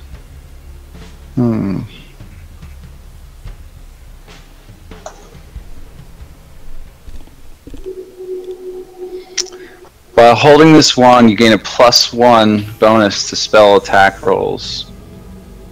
In addition, you ignore half cover while making a spell attack. It's a wand of the War Mage. Well, that's totally appropriate for me. Yeah. Yep. And it's not charge based, it's just a persistent like effect as long as you're holding it. It's a +1.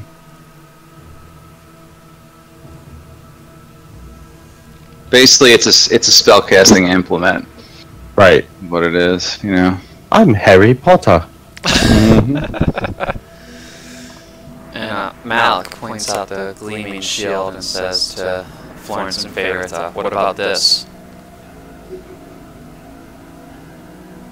Florence, do you want to do the shield or the sword? I'll do the shield. Okay, I'll do the sword. Or which one you guys want to know about first? The shield. Shield. Okay.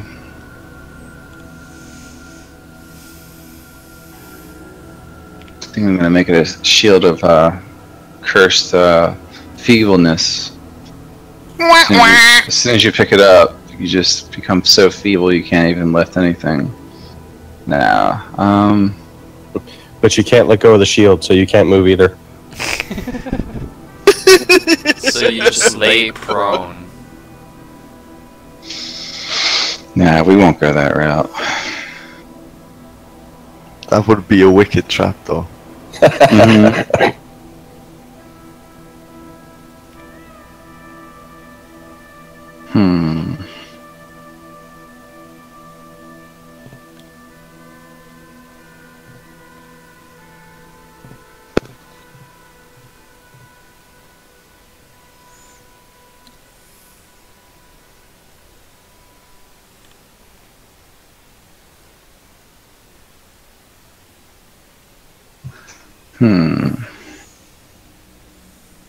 think it's just a +1 shield. You have a +1 bonus to AC. Another +1 shield. Everything else is too OP. Actually, it's a +1 shield, and it also once per day. It's a gleaming shield. You can, if the creature can see it, you can cast a spell through it. It's a +1 shield of. Kind of want to do that, but I don't want to make it too overpowered. I just want to see where you'll go. Well, you could just give it a spell ability like casting a light spell or something once per day. That's kind of what I'm doing, but I don't want. Everybody's got light, so it's sort of like I want it to be more interesting than that. Fairy fire?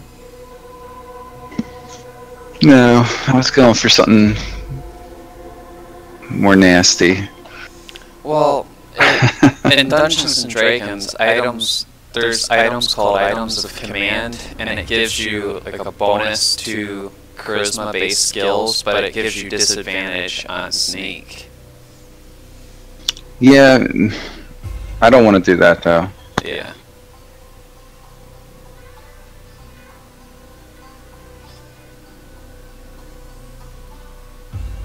It could reflect gaze attacks. Kind of what I was thinking. Yeah. Yeah, so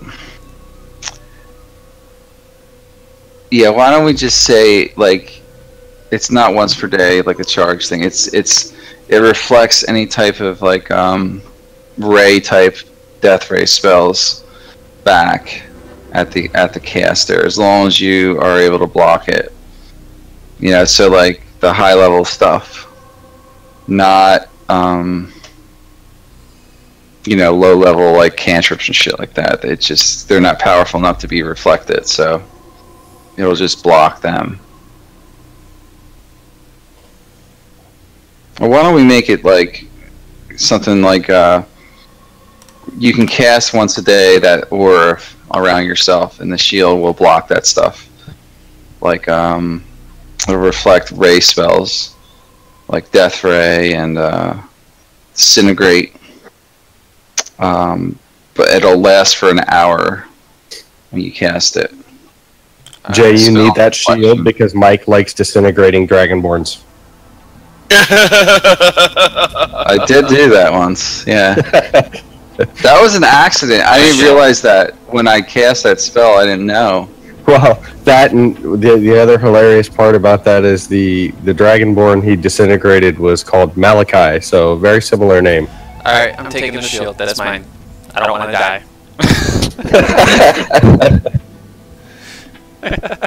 No, actually, that would probably be better for Julian. Well, I think she's grown quite a kind of fond of her Truman shield, and the gnomes could probably repair something like that, right? Alright. These enchanter types. So someone probably can do mending on it. Maybe it depends. What's the spell level for spells that can be ray spells that can be reflected? So it only affects like ray spells of like. Maybe we'll just make it low level ray spells actually. So any ray spell, so like Ray of Frost. So any spells level 4 and lower, it'll reflect. Okay, once per day. Yeah. Level 4 ray spells and lower are reflected at casters. Or any attacks, any attack spells. We'll just say because any attack spell. Not spells that require Saves. like saves. So we'll say any attack spells level 4 and lower can be reflected by the shield if you activate the aura. And then I'm going to shorten it from an hour to 1 minute. It's 10 rounds. Yeah, 10 rounds. So it's only going to be good for like 1 encounter typically. Does it reflect cantrips? Yeah, so like cantrips are included in this. Yeah. So if you were shooting your mage bolts at him, then it would reflect it. So it acts like a shield spell. Kind of, but it has a chance to reflect back at the caster. Okay. So, like, what we'll do is we'll probably roll to see if it hits them. You know, at a disadvantage or something. We'll work it out. But, you know, you can reflect it back at them. How about that? Okay. Sort of OP, but I'm limiting it. I'm limiting its uses. You know. Yeah. Once per day, and it's only good for one fight. Mm-hmm. So, if we're in a big boss fight with a really powerful caster and they're blasting us, that'll be something useful. I would think, yeah. Okay. So, shall we move on to the longsword? Sure. Are all these magical items, by the way, attunement? Yeah, so anything I've given you here is attunement based. And are we following the 5th edition rule where you only allowed to have 3 attunement items? Yeah, I think that's safe to say. Alright. Unless you unattune and, you know, get rid of one, you can, Yeah. you know, sell it or something. But Alright. I'll be right back. Got a bio. My helmet, is that attuned or not attuned? Attuned item? yeah, that one. Go over No, that earlier. No? no, that one's not attuned. So does This one you have to attune because it's more complicated. okay. So we need to give it a name. It's a shield of spell reflection.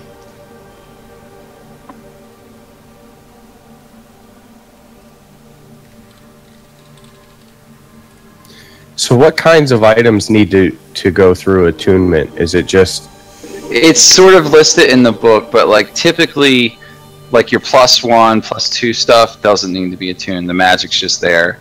It's stuff that you have to activate or has a higher magical power. It's just all listed out in the DM's guide, and it'll vary from item to item. But typically, what I see is like, so any wondrous items require attunement typically. So, like that wand you have and the ring are probably both attunement. I would say the wand is no. That wand is an equivalent to like a +1 sword. Oh. Like that's kind of what that wand is. But the staff that you guys found that you handed to me for the summon elementals is definitely an attuned item. Mm-hmm. It's a Yeah, level 4 spell. but that broke. It's not broke, but the magic in it needs to be Yeah. replenished. By a wizard with sufficient Wasn't used level of properly. magic. Oh, I thought it got destroyed because it wasn't attuned. No. The magic is depleted. It needs a wizard that can cast 4th level spells or better to be able to repair it. Yeah, we'll go with something like that. Because the spell that is charged in the staff is a 4th level spell, so it'd have to be a wizard of sufficient strength to be able to mend the enchantment.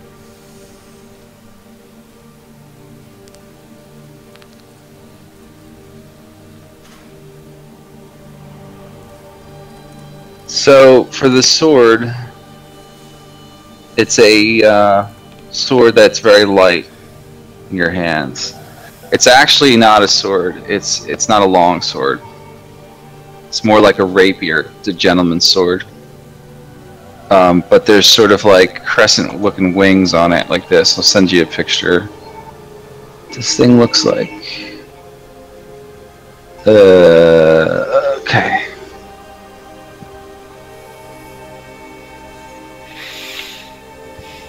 This is probably better, even though there's something in the game. When you get up close, this is what it looks like.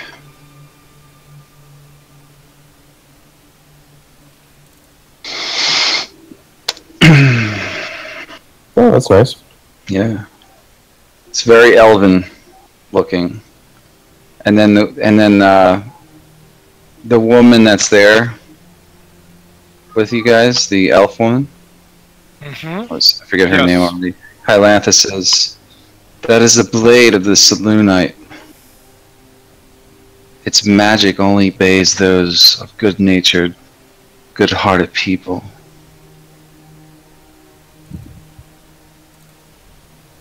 I'm still waiting. And then she kind of explains to you what it does. Those who pray to Selûne can command that weapon, and it will dance for you and slay your enemies All who walk before you will be felled by this blade. So it's a sword of dancing. It's a dancing sword. So what it does, I'm going to make this maybe not quite as powerful as I see here, but essentially you can use a bonus action to toss the sword into the air and speak its command word. It's basically a command word that includes saloon.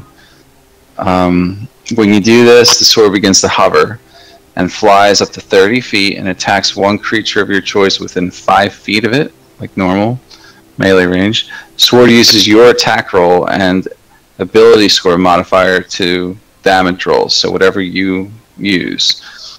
The sword hovers. You can use a bonus action to cause it to fly up to 30 feet to another spot. This is like on your next turn, within 30 feet of you.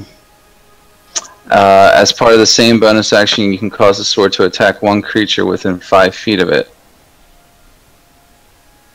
So, does my identification ritual confirm what she says, that you have to be of a good alignment and a believer or a follower of Saloon to actually use these functions? It requires someone who believes in Saloon as their goddess, and you must be of good alignment to use it. Okay, so as I finish the identification, I flip it around, holding the sword point first, or by the point, and I hold it out to her. I said, "You're a follower of Saloon. Shouldn't this belong to you?" It was my charge to look after this sword. And are you good aligned? I am not. I'm true neutral. You're true neutral. And she takes it in her hand then.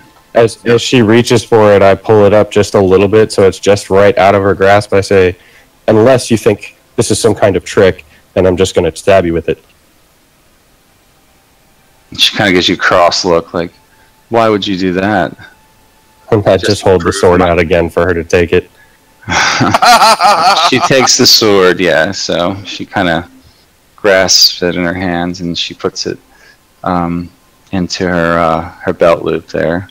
So after the hovering sword attacks for the 4th time, it flies up to 30 feet and tries to return to your hand. So it can make 4 attacks basically while it's hovering around. If you have no hand free, it falls to the ground at your feet. The sword has no unobstructed path to you. It moves as close to you as it can and then falls to the ground. It also ceases to hover if you grasp it or move more than 30 feet away from it. So, and it's definitely a rapier, a 1d8 plus 1 sword of dancing.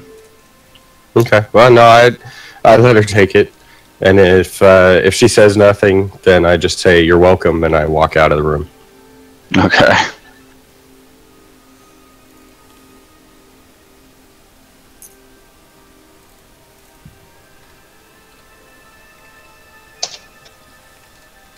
All right, I'm giving that to her.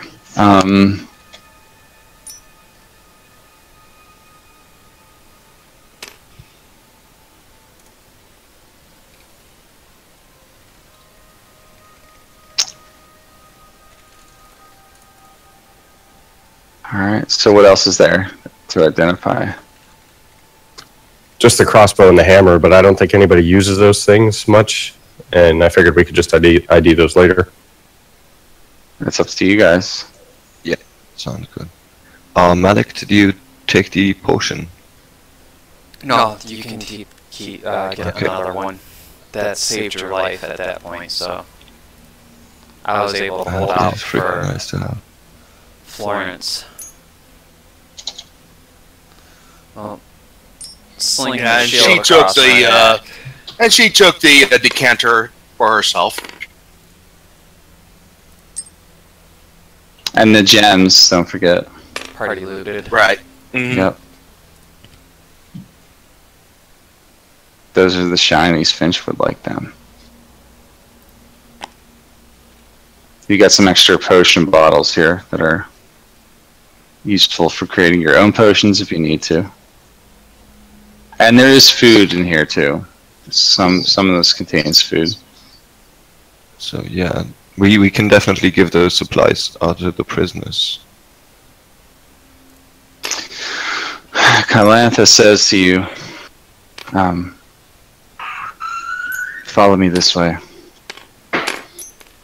They think they can hide from me, but what did I just do with her? I threw her back down the hall.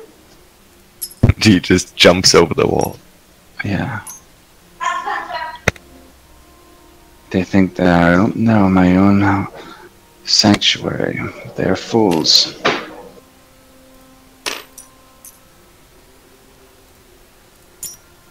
She points at the wall here. You girl, come here with me. There's a latch there on the wall. They would most certainly have hidden there if they could have found it by now. It opens the door. She points at the sconce on the wall.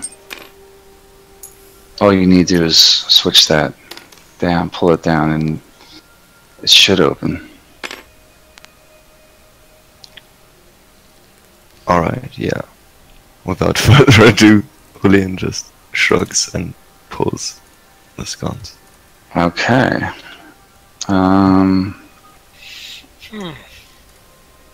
I got a quick question. That aura, what's the radius on it to reflect spells? It's just your personal. Yeah. Yeah, it's only affecting you. So basically. Alright.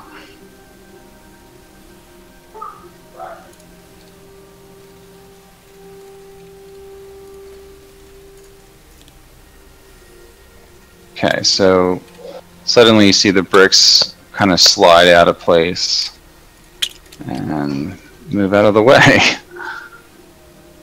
Oh.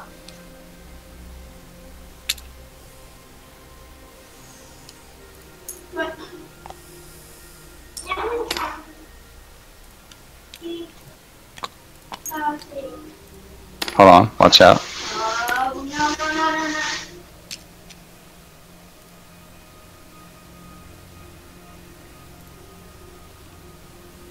And then you see and you hear elven voices inside calling out, "We have intruders!" Oh, wonderful. And I think we should pick up here next week, perhaps. Yeah, definitely. Fireball! Oh, damn it. Question what she was doing, so she just opened that thing. Oh, man. I knew you should have tossed in a grenade. Couple of hand grenades in there, ensure friendly reception.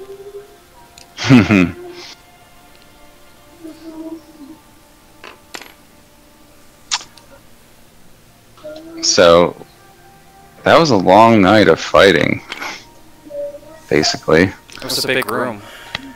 Yeah, it was. They had a lot of room to move around, and they pulled out some tricks that they haven't used on us yet. That will not stay there. D&D. Yeah, they did pull some 3-hour tricks walk out. takes 3 minutes, and a 3-minute walk takes, or a 3-minute battle takes 3 hours. Right. Right. Mhm. Well, here, if you take this and you do,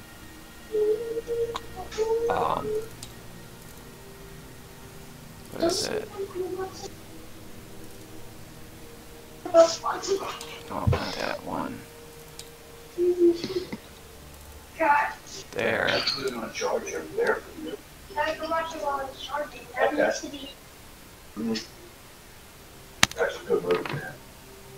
I do have to get going soon. Alright. Anyway, All because of everything going on here. Yeah, good game. Who's Take carrying care. that block?